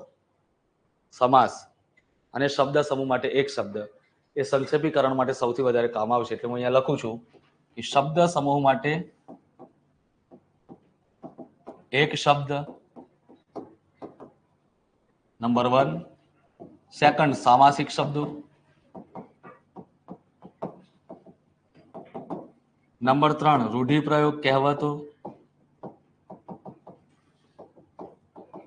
આ 3 હોય તમારી પાસે તો તમે આસાનીથી નથી કહેતો, પણ તમે તમારા મગજ દોડાવી અને તમે થોડું યાદ કરી અને આમાંથી તમે પ્રશ્નનો જવાબ લખી શકો છો. આમાં હોઈ શકે છે કે તમારે જો એક તો જોડણી અને વાક્ય સુધીની ભૂલ, વાક્ય અશુદ્ધિ નહીં રહે, કે તમારે જોઈને કરવાનું છે. બસ તમારે કરવાનું શું છે કે 2-3 લાઈન કે આખો પહેલા ફકરો વાંચવાનો, આખો ફકરો શું કહેવા માંગે છે એવું તમારે ખાલી 2 મિનિટ આપી અને 3 મિનિટ આપીને થોડુંક સમજવાનું છે કે તમે આને શોર્ટ આઉટ કઈ રીતે કરી શકો. હવે આજે મેં આખો તમને જે સિલેબસ સમજાવી રહ્યો છું એ કઈ રીતે સમજાવી રહ્યો છું? શોર્ટમાં સમજાવી રહ્યો છું. આખો સિલેબસ એમ કે ચલો આપણે આખો નિબંધ પહેલા સમજી લઈએ, ચલો નિબંધ 2-4 લખીએ, તો તમને કેવું લાગશે ખબર છે? અહીંથી ઊભા થઈને ભાગવા માંડશો. પણ આજે તમને આખો સિલેબસ ઓરિએન્ટેશન એટલે કે ઓવરવ્યુ દ્વારા તમને સમજાવું છું કેવી રીતે શોર્ટ આઉટ કરીને, કે જેથી આપણે સેલ્ફ પ્રિપેરેશન કરવી હોય તો પણ કરી શકીએ અને આપણે તૈયારી કરવી છે તો પણ કરી શકીએ. બંને ઓપ્શન છે તમારી પાસે. બસ આ રીતે કરવાનું છે. 10 માંથી આરામથી તમે 5-6 તો આરામથી મેળવી શકો. સારામાં સારો ટોપર્સ વ્યક્તિ હશે એ 7 માર્ક્સ મેળવી શકશે. 7 થી 8 કહી શકું છું. જીપીએસસી માં 7 થી વધારે નથી આપતા, એટલે એવું નહીં સમજવાનું કે સીસી માં નહીં આપે, આપશે જ. જે ટાટ એચ માં મેં જોયા છે ને, જે માર્ક્સ ગાંડા કરના કેવા માર્ક્સ આપ્યા છે, બરાબર? 200 માંથી 180, 182 વિચારી લ્યો. એટલે એવું ના સમજતા કે આમાં નહીં આપે. જે લોકો એમ કહેતા હોય કે નહીં આપે તો ત્યારે ચોક્કસ ના થઈ જવાશે. એ વખતે ટાટ એચ માં અમારું બી આ જ હતું એનાલિસિસ કે ભાઈ 150 થી પ્લસ તો કોઈને આવવાના સંભાવના જ નથી. પણ મેં સાંભળ્યા છે લગભગ 175, 180 આવા સાંભળ્યા છે માર્ક્સ. યાર કેમ ના આપ્યા? અને પણ ઘણા તો પહેલી વાર લખ્યું છે. અને પાછા ઘણા હજી જો જે વ્યક્તિને ડિમોટિવેટ થવું છે ને, હાથે કરીને બાના કાઢે, સાહેબ એ તો હવે શિક્ષક છે, લખી શકે. તો મેથ સાયન્સ નો શિક્ષક ટોપર્સમાં આવ્યો છે, એને કેવી રીતે નિબંધ લખ્યો? આમાંથી સાયન્સ નો જરા હાથ ઊંચા કરો. સાયન્સ બેકગ્રાઉન્ડ વાળા છે? તમારામાં ક્ષમતા છે, કેમ કે તમે સીટિંગ સારી એવી કરેલી છે 11મા 12મા ધોરણમાં. એટલા માટે તમે કરી શકો એમ છો. આર્ટ્સ નો સ્ટુડન્ટ થોડુંક આળસુ હશે, એમાં હું છું એટલે મને ખબર છે. ત્યાર પછી ચોથા નંબરનો તમારો પ્રશ્ન આવે છે ગદ્ય સમીક્ષા.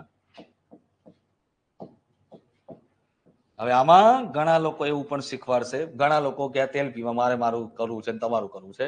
ગદ્ય સમીક્ષામાં એક વસ્તુ યાદ રાખવાનું કે પહેલા ડાયરેક્ટ એવું નહીં કરવાનું કે ફકરો ગયો તેલ પીવા, પહેલા પ્રશ્નો વાંચો, પ્રશ્નમાં આધારિત પ્રશ્નમાં જે લાઈન દેખાય એની જ ગદ્યમાં જો, એવું નહીં કરવાનું. ગદ્ય સમીક્ષા કરતી વખતે હંમેશા પહેલા ગદ્ય વાંચતું જવાનું. જ્યાં તમને એવું લાગે છે કે આ શબ્દમાંથી પ્રશ્ન નીકળી શકે છે અથવા જવાબ નીકળી શકે છે, અંડરલાઈન કરો. બીજો ક્યાંક બીજી લાઈન વાંચો છો, ક્યાંક એવું લાગે છે કે આ શબ્દમાંથી પ્રશ્ન બની શકે એમ છે, એવી રીતે આખો ફકરો વાંચી નાખ્યા પછી તમે પ્રશ્ન તરફ જશો ને એટલે સીધા ફટાફટ તમને જવાબ મળી જાય. અને આપણે બધા શું કરીએ ખબર? પેલા પ્રશ્ન વાંચીએ, પછી આખા ફકરા વાંચીને પછી જવાબ ગોતીએ. કેટલી વખત? 5 પ્રશ્નમાં 5 વખત ફકરો વાંચવાનો. બેટર છે કે પેલા હાઈલાઈટ કરો, બરાબર? લખજો આવું પોઈન્ટ આપીને. ફકરો વાંચતી વખતે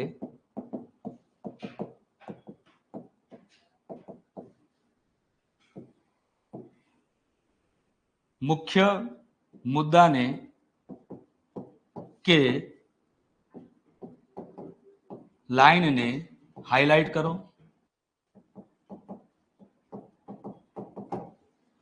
જેથી પ્રશ્નો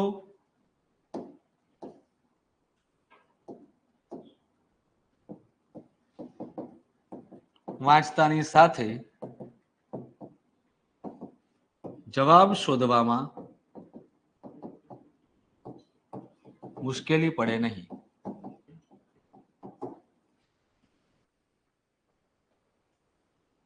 10 માર્ક્સનું છે. આ 10 માર્ક્સમાં તમને એ પણ કહી દો કે 5 પ્રશ્નો હશે. ઓકે, કેટલા હશે? 5 પ્રશ્નો. 5 પ્રશ્નો એટલે કે ગુણ્યા 2 ગુણ કરી દેવાના, એટલે કે પર ગુણ પર પ્રશ્ન 2 ગુણ. એક પ્રશ્ન 2 માર્ક્સનો છે. હવે આ 5 પ્રશ્નોમાં કયા કયા પ્રશ્નો હશે? તો 4 પ્રશ્નો ગદ્ય આધારિત હોય,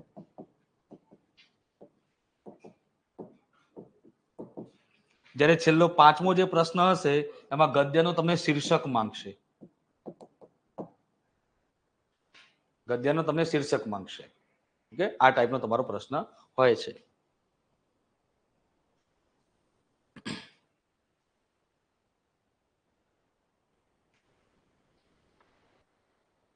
આ બધા ટોપિકો કેવા છે જેમાં ફોર્મેટિંગની જરૂર નથી, બસ તમારા કૌશલ્યની જરૂર છે.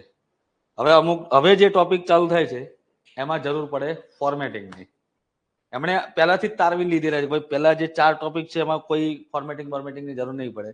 અને હવે જ્યારે ચાલુ થાય છે એમાં આવશે પ્રચાર માધ્યમો. ઘણા કહેશે પ્રચાર માધ્યમો એટલે શું? નંબર 5,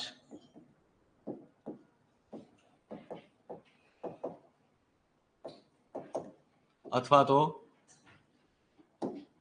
નિવેદન પણ કરી શકાય. એના પણ 10 માર્ક્સ છે. આમાં કોઈ ઓપ્શન હોતો નથી તમને, બરાબર?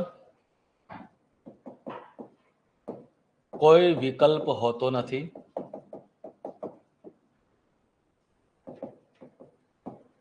જે પ્રશ્ન આપ્યો હોય તેના જ જવાબ લખવા પડશે.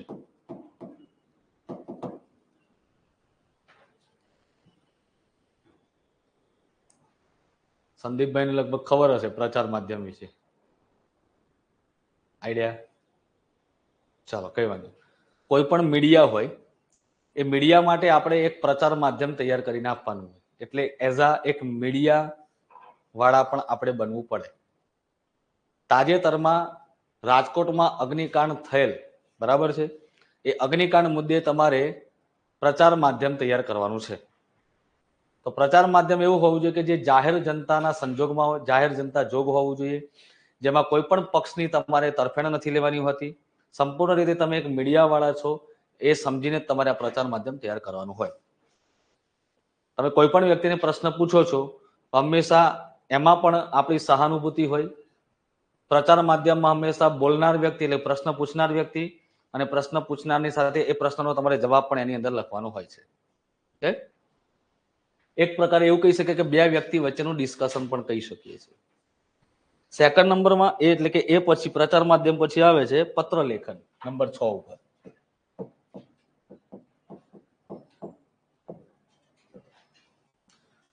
અહીંયા પત્ર લેખનમાં તમે લખેલા છે કે ભાઈ શુભેચ્છા હોવા જોઈએ, અભિનંદન, વિનંતી અને ફરિયાદ. ઓકે, અભિનંદન, શુભેચ્છા, વિનંતી અને ફરિયાદ કરતો પત્ર. આ 4 માંથી કોઈ પણ પ્રશ્ન પત્ર પૂછાઈ શકે છે. ચલો હું તમને પૂછું, અભિનંદનમાં કેવા પ્રકારના પત્રો પૂછાઈ શકે?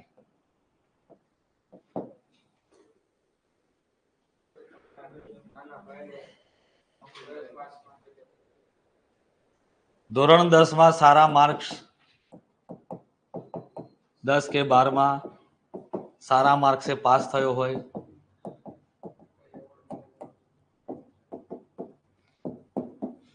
કોઈ એવોર્ડ, ભારતમાં રાષ્ટ્રીય અથવા તો આંતરરાષ્ટ્રીય રમત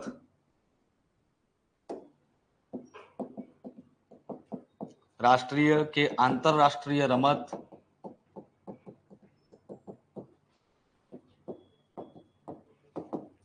સારો દેખાવ કર્યો હોય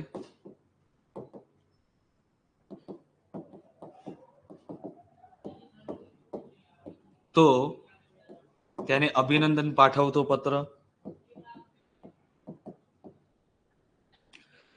અભિનંદન અને શુભેચ્છા, વિનંતી અને ફરિયાદ આ બંને ઉપરથી એટલું ખબર પડી જાય કે શુભેચ્છા અને અભિનંદન આ જે બે પત્રો આપ્યા છે ને એને કેવા કહેવાય? ફોર્મલ લેટર કે ઇનફોર્મલ લેટર? મીન્સ ઔપચારિક પત્ર છે કે અનૌપચારિક છે? હે? અનૌપચારિક. હવે અનૌપચારિક એટલે શું ખબર છે? ઘણા શબ્દ નહીં સમજણ પડે, કઈ વાંધો નહીં, હું તમને બધું સમજાવીશ. તમે અત્યારે જે ચાર દિવાલ વચ્ચે જે ભણી રહ્યા છો એ કયું છે, ઔપચારિક કે અનૌપચારિક? અત્યારે તમે ચાર દિવાલ વચ્ચે જે ભણી રહ્યા છો એ કયું નોલેજ છે? Very good. અહીંયા હું તમને બીજી બધી વાત કરીશ કે ભાઈ હું તો ફરવા ગયો તો અને મજા પડી ગઈ હતી, એવી બધી હું વાત કરીશ તમને? નહીં કરું. એ બધી ક્યાં જઈને કરી શકો? નીચે ચાની કેટલી જઈને. એ શું છે? અનૌપચારિક. કે બે ચાર જણા વાતો કરતા હશે, કોઈક રાજકારણની વાતો કરતા હશે, કોઈક પોતાની ફરવાની વાતો કરતો હશે, કોઈક લેખન રાઇટિંગનું ગમે તે કોઈ પણ વ્યક્તિ વાત કરી શકે છે. ચાર દિવાલમાં બંધારણ છે, ચાર દિવાલ પછી તમને ક્યાંય બંધારણ હોતું નથી. અને ખરેખર હકીકત એ છે કે 70% આપણને જે જ્ઞાન મળે છે અનૌપચારિક છે.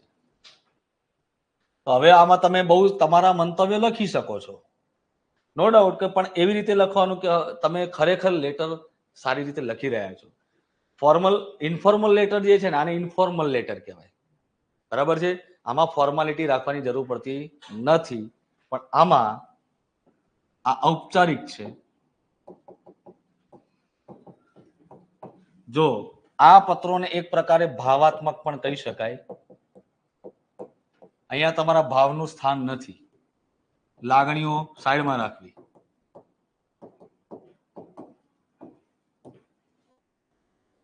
કે અહીંયા તમે કોઈ વ્યક્તિને વિનંતી કરતો પત્ર જે છે એ તમે તમારા અધિકારીને લખતા હશો, બરાબર? કાં તો જાહેર જનતાને તમે વિનંતી કરતા હશો કે ભાઈ થોડા સમયમાં, ટૂંક સમયમાં ફલાણા વિસ્તારમાં વરસાદી નો આગ્રહ, મતલબ કે વરસાદી સમયનું આગમન છે, અથવા તો કોઈ વાવાઝોડાનું આગમન છે, બરાબર? વાવાઝોડાની આપણે આગાહી છે, તો જાહેર જનતા કે ફલાણા જે છ વિસ્તાર કે કખ વિસ્તારને વિનંતી કરીએ છીએ કે આટલા સમયમાં તમે તમારું જે સ્થળાંતર છે આ સ્થળે કરી લો, એવી વિનંતી પાઠવતો તમે પત્ર લખો, રાઈટ? અથવા તો ફરિયાદી પત્ર લખતા હોય તો ફરિયાદી પત્ર કેવા હોય કે ભાઈ ગંદકી દૂર કરવાના સંદર્ભમાં હોય, પર્યાવરણને બચાવવા માટે કોઈ પર્યાવરણને નુકસાન પહોંચાડતું હોય,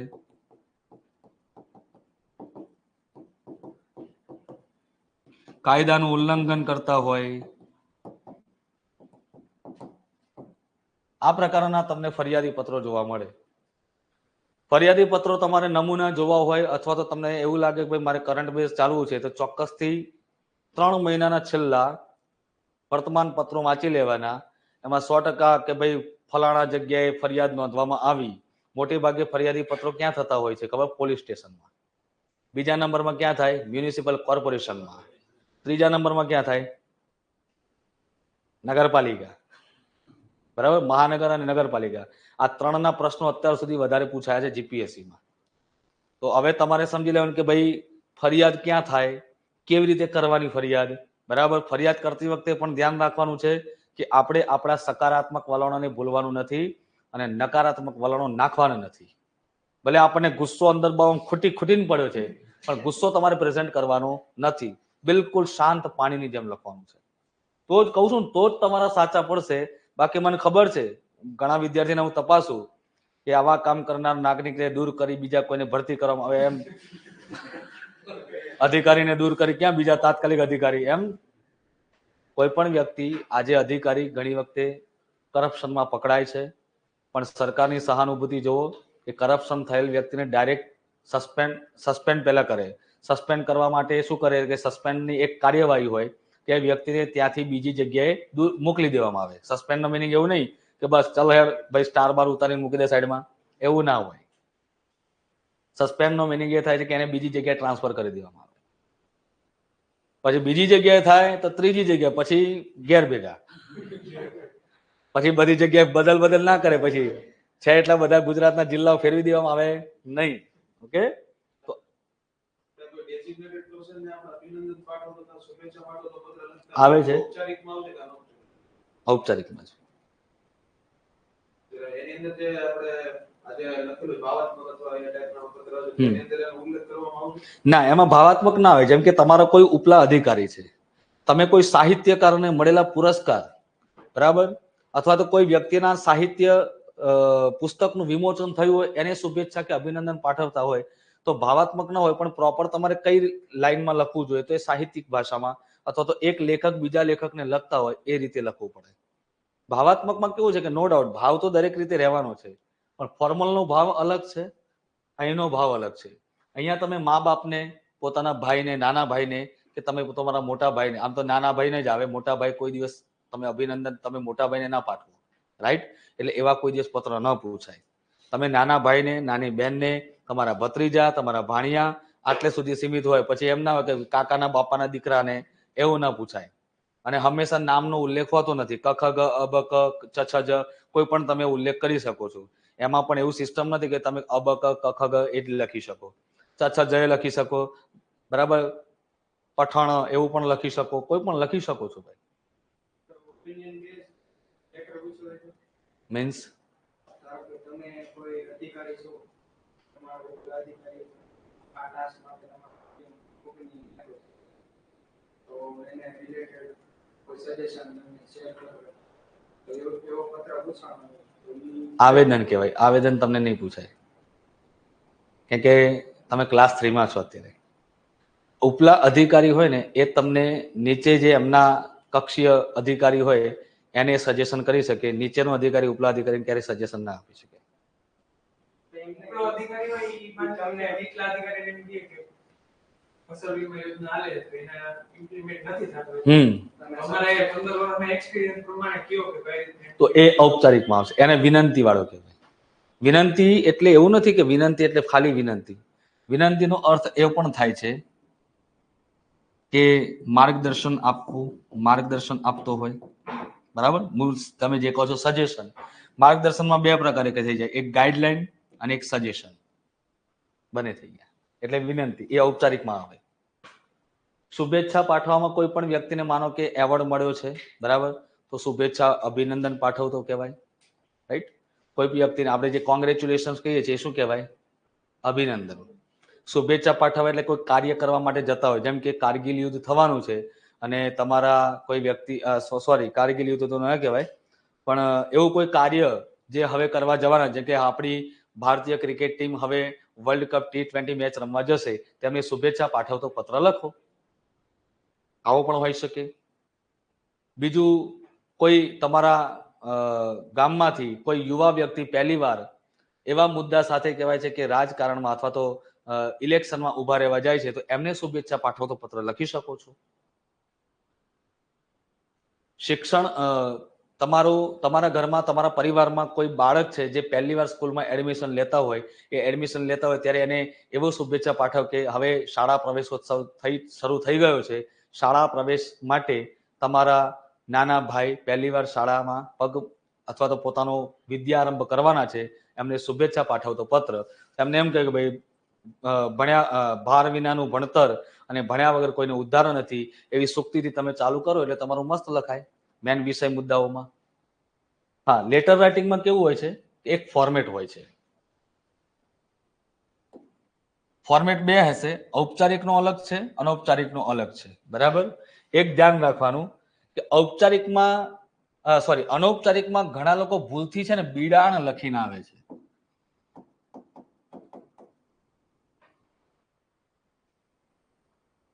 અનૌપચારિકમાં બિડાણની ક્યાં જરૂર છે? તમારા મા બાપ તમારી પાસે સબૂત માંગે, સીધી વાત છે. તમારો નાનો ભાઈ તમારી પાસે સબૂત માંગે, ના માંગે, તો 100% તમે સીધા ઔપચારિક તરફ જાઓ. ઔપચારિકમાં તમારે બિડાણ મેન્શન કરવાનું હોય તો જ કરી શકાય.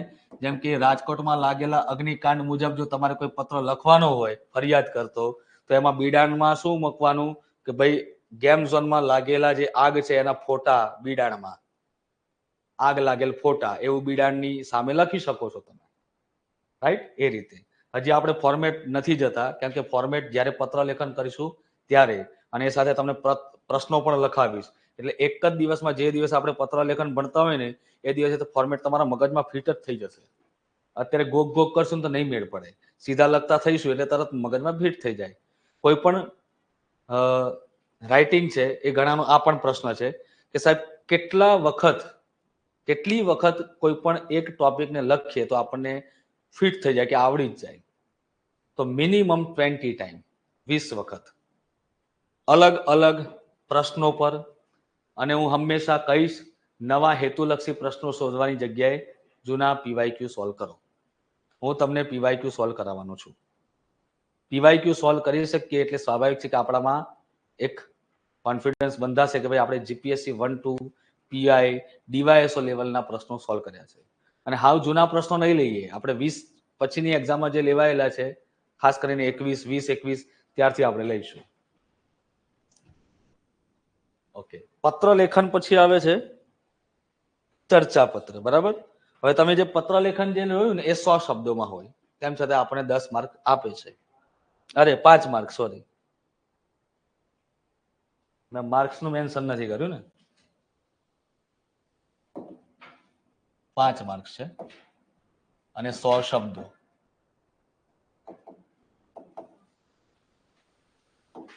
પછી આવે ચર્ચા પત્ર.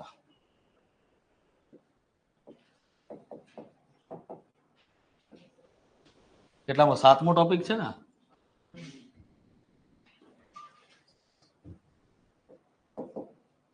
કઈ કઈ પાછી ભૂલ થઈ લાગે છે. અચ્છા, આ તો બરોબર છે. ક્યાં ગયું પત્ર લેખન? હા, આ 5 માર્ક્સનું છે, 100 શબ્દો છે.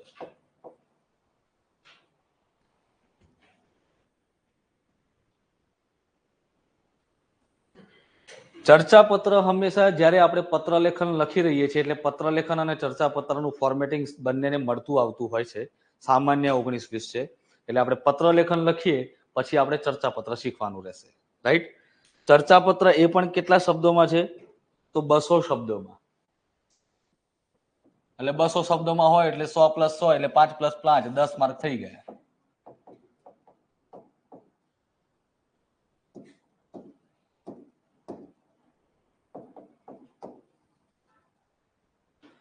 કેવા કેવા ચર્ચા પત્રો હોય છે?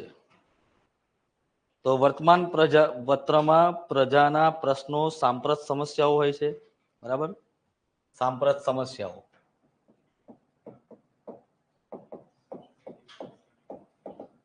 કરીએ છીએ આપણે, આની ચર્ચા કરીએ. સાંપ્રત સમસ્યામાં કઈ રીતે ચર્ચા કરવાની છે. વ્યક્તિગત અભિપ્રાય રજૂ કરતું ચર્ચા પત્ર.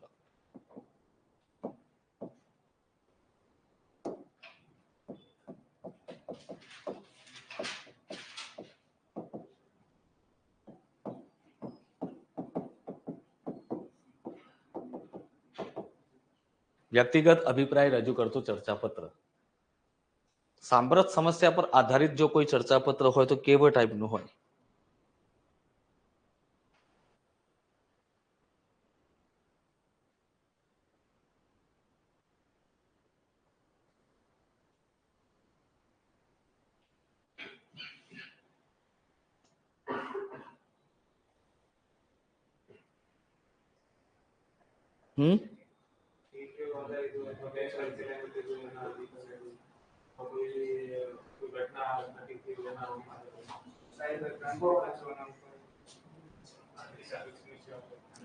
ચલો, અત્યારે ચર્ચા પત્ર ઉપર મેઇન ટોપિક કયો લાગે છે તમને?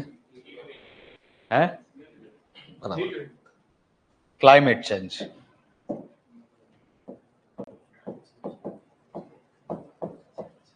તો કે ક્લાઇમેટ ચેન્જ આધારિત મને એવું લાગે છે કે નિબંધ પૂછવાની સંભાવના વધારે રહેશે. ક્લાઇમેટ ચેન્જ મેં લગભગ લાસ્ટ ટાઈમ છોકરાઓને પ્રશ્ન પણ આપ્યો છે. કૃષિ આધારિત ભારતીય અર્થતંત્ર પર અસર. ક્લાઇમેટ ચેન્જ, કૃષિ આધારિત ભારતીય અર્થતંત્ર પર અસર. તો એ લખી શકાય. મેઇન ચર્ચા બને છે જળવાયુ પરિવર્તન.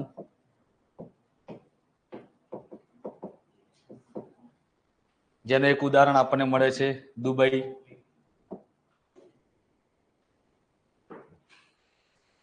જ્યાં વરસાદ જોવા જ નથી મળતો, ત્યાં 2 કલાકમાં ભૂકા કાઢી નાખ્યા. 6 દિવસ સુધી પાણી સુકાયું જ નતું, એટલું બધું પાણી થઈ ગયું. એટલે આ વિચારવા યોગ્ય છે.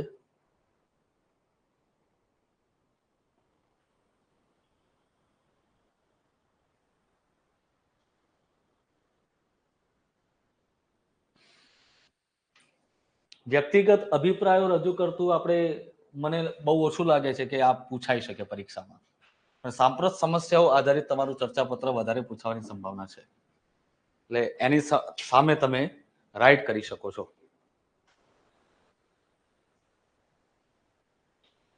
આજ દિન સુધી આપણે નથી લખ્યું એટલે થોડીક તમને મૂંઝવણ જેવું લાગશે.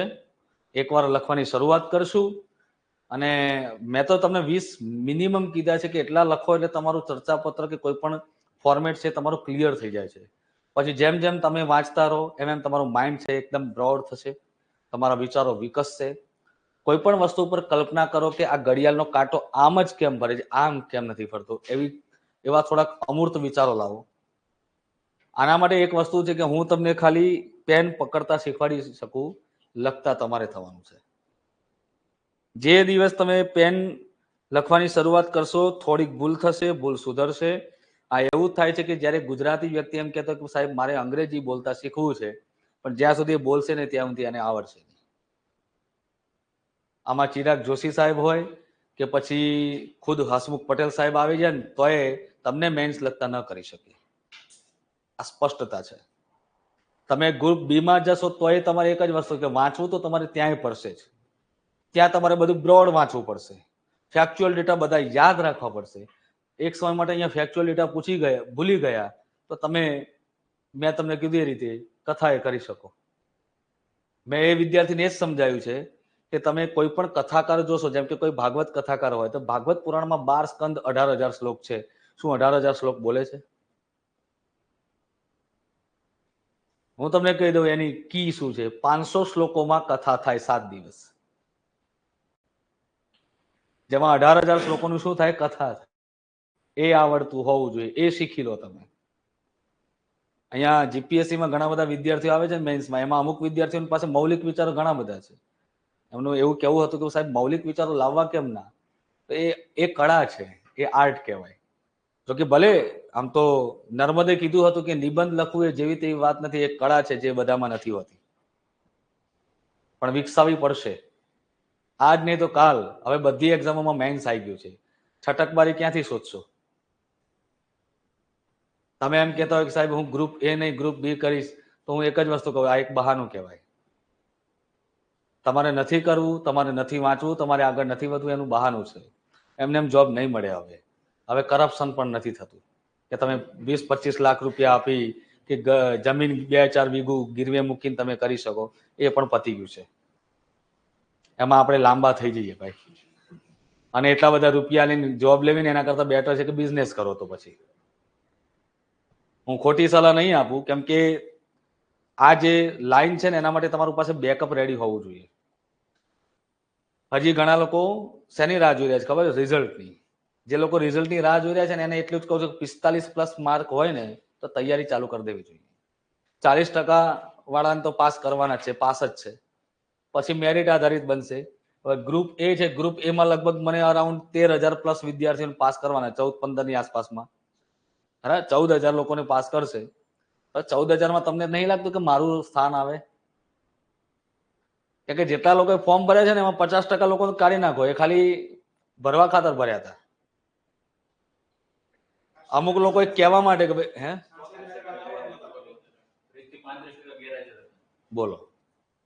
એટલે હવે માનો કે આપણે 65% લોકોએ એક્ઝામ આપી છે, એટલે કે 10 લાખમાંથી ખાલી આપણે 10 આંકડો ધારીએ છીએ, વધારે જ છે. કેટલા? 6 થી 5 લાખ જેવી અરજી આવી હોય એટલે વિચાર કરો કે 10 એ 65 થાય એટલે 5 કેટલા થાય? 1.25 લાખ લોકોએ એક્ઝામ આપી, બરાબર.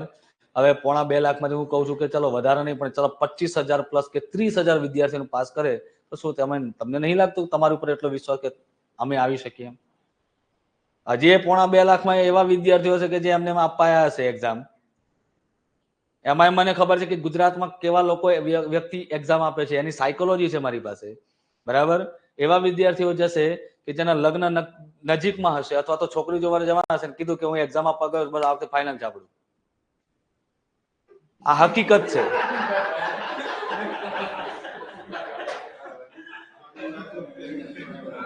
કોથળામાંથી બલાડો તો પછીથી નીકળવાનું છે, અને શું ખબર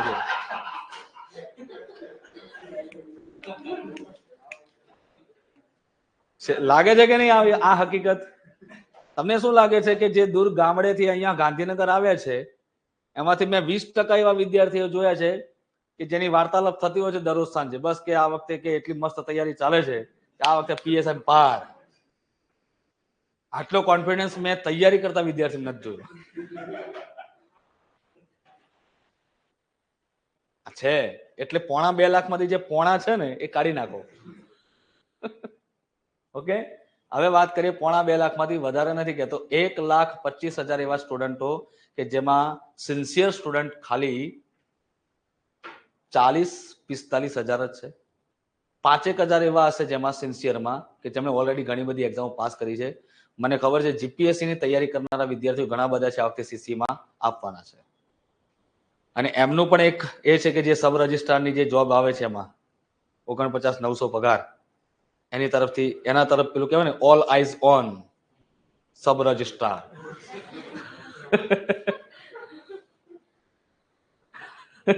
તમારે આ ટ્રેન્ડમાં જોવો છો. ઓકે, તો એટલા માટે હું કહી રહ્યો છું કે ડરશો નહીં. ડરને એકવાર સાઈડમાં મૂકી દેશો ને તો તમે ધાર્યું નહીં હોય ને એટલું તમારું કાર્ય પાર પડશે. પણ આ બાબતે હું આજના લેક્ચરમાં તમને આ બાબતે મોટિવેશન આપી શકું, પછી દર વખતે એમ કહું કે નહીં કદમ અસ્થિરો ને રસ્તો નથી જડતો અડગમાં. અરે ક્યાં સુધી હિમાલય? ત્યાં હિમાલયથી આગળ જવાનું જ નથી આપણે? 7 સમુદ્ર ક્યારે આવશે, કાંચનજંગા ક્યારે આવશે? એટલે હું એ બધી મોટિવેશનમાં નથી માનતો, કેમ કે જે વ્યક્તિને ખબર છે કે મારે મારા બાપને, મારી માને અને મારા ઘરને અધર લાવવું છે એ વ્યક્તિ એની જાતે તૈયારી કરવાનું છે, બરાબર. એટલે સાંપ્રત સમસ્યાઓ પર આધારિત ઘણા બધા આવી શકે. જળવાયુ પરિવર્તન સિવાય તમારી પાસે કયો મુદ્દો છે? Very good, cyber crime. ચલો 2024માં એક બીજો પણ રિપોર્ટ આવેલો છે, હેપીનેસ કન્ટ્રી. તમે આને ભૂલી કેમ જાઓ?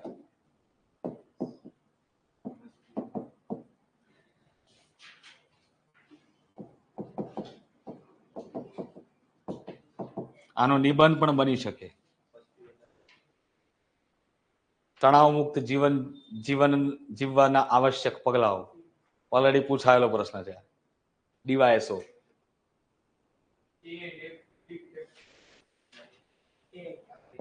Artificial intelligence, AI. પણ એઆઈ માં તમને પ્રશ્ન પૂછી શકે નિબંધ આધારિત.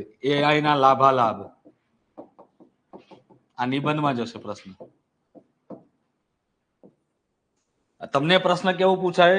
ચર્ચાપત્ર આધારિત અથવા અહેવાલ આધારિત કે તાજેતરમાં ભારતના બેંગ્લોર ખાતે એઆઈ માટેનો એક મેગા સેમિનાર રાખવામાં આવ્યો. આ સેમિનારમાં ઘણા બધા લોકો જે આઈટી ક્ષેત્રના હતા એ બધા જ અહીંયા આવ્યા હતા.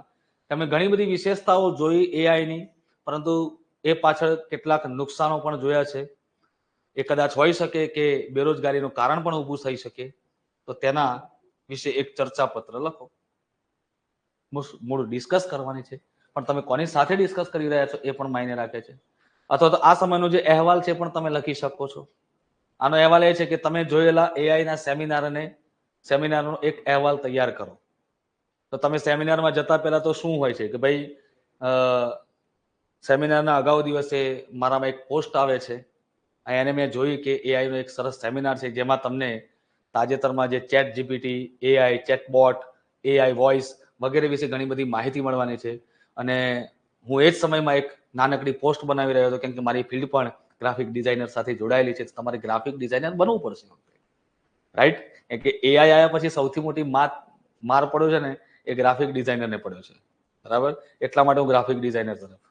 જો આ બધું હું એટલા માટે કહું છું, હું યુટ્યુબમાં દરરોજ ન્યૂઝપેપર વાંચું, ન્યૂઝપેપર સમજું, કોઈ ધ હિન્દુને સારી રીતે સમજાવતું હોય, ટાઈમ્સ ઓફ ઇન્ડિયાને સમજાવતું હોય, હું એવા વિડીયો જોઉં છું. એટલા માટે મને આ કરંટ બેઝ મળે છે. કે હું આખું પેપર વાંચી શકું એટલું મારી પાસે હું ટાઈમ કાઢી શકતો નથી. બાકી ખરેખર એ મારી આળસ કહેવાય. અને મેં મારા ઘરે છાપું બંધાયેલું નથી. બરોબર, હું બીજાના ઘેર છાપું આવેલું એ વાંચું છું. કે જે ટાઈમે છાપું આવે છે એ ટાઈમે હું ઘેર હોતો નથી. અને મારા ઘર શું છે કે ભાઈ મહિનામાં લગભગ 15 દિવસ ઘર, 10 દિવસ ઘર બંધ હોય, છાપા વાળો પાછો જાય અથવા તો બીજો કોઈ લાભ લઈ જાય, એના કરતા બેટર છે. હું આ મારી વિચારસરણી છે ને, આ ખરેખર ખોટી વિચારસરણી છે.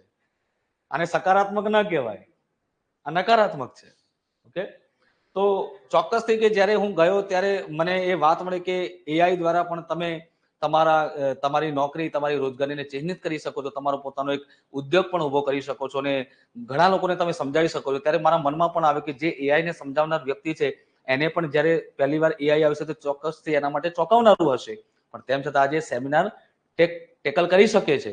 તો શું હું પણ આવનાર સમયમાં લોકો માટે આ એક એઆઈ માટે જનજાગૃતિ અથવા તો એઆઈ વિશે જે લોકોના નકારાત્મક વલણો છે એ દૂર કરી એઆઈમાં સજાગતા લાવવું, એઆઈ આપણા માટે કેટલું ઉપયોગી બની શકે છે.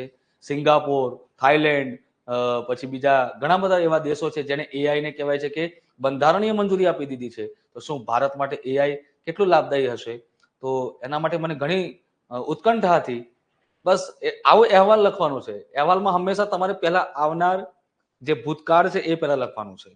તમે શું વિચાર્યું છે એના વિશે તમારા વિચારો લખો.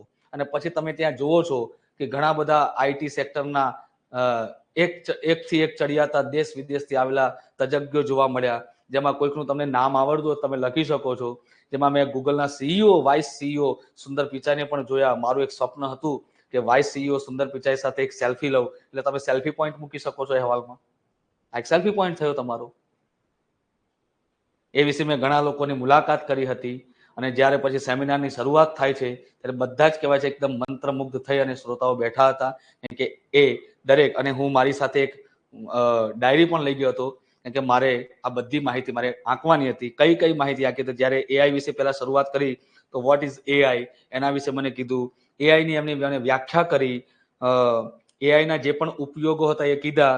અને હાલ અત્યારે એઆઈમાં જે પણ નબળાઈઓ છે એ દૂર કરવા માટે એમણે કીધું કે વર્ષ 2026 સુધીમાં આપણે એમને ડાયરેક્ટ આંકડો નાખવાનો. આ બધા કઈ કીધેલું નથી કે વર્ષ 2026 સુધીમાં એટલા સુધારા લાવીશું કે એઆઈ દરેક દુનિયાના અને ગામડાના છેવાડે તમને જોવા મળશે.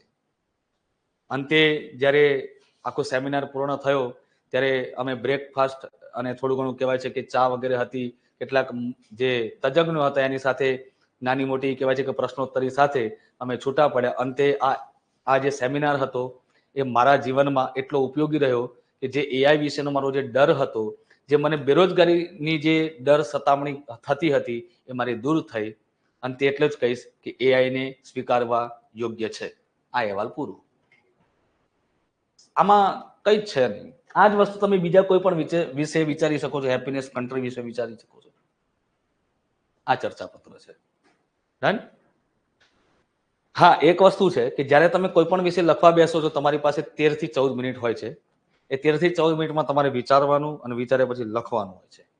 આજે એક વ્યક્તિને મેં સજેસ્ટ સાંભળવા માટે, મતલબ કે લગભગ ખાસા ટાઈમ પહેલા મેં સાંભળેલું પણ છે યુપીએસસી માટે. એક વ્યક્તિ એસે વિશે કહેતા હતા કે ભાઈ બેસ્ટ એસે કેવી રીતે લખવું.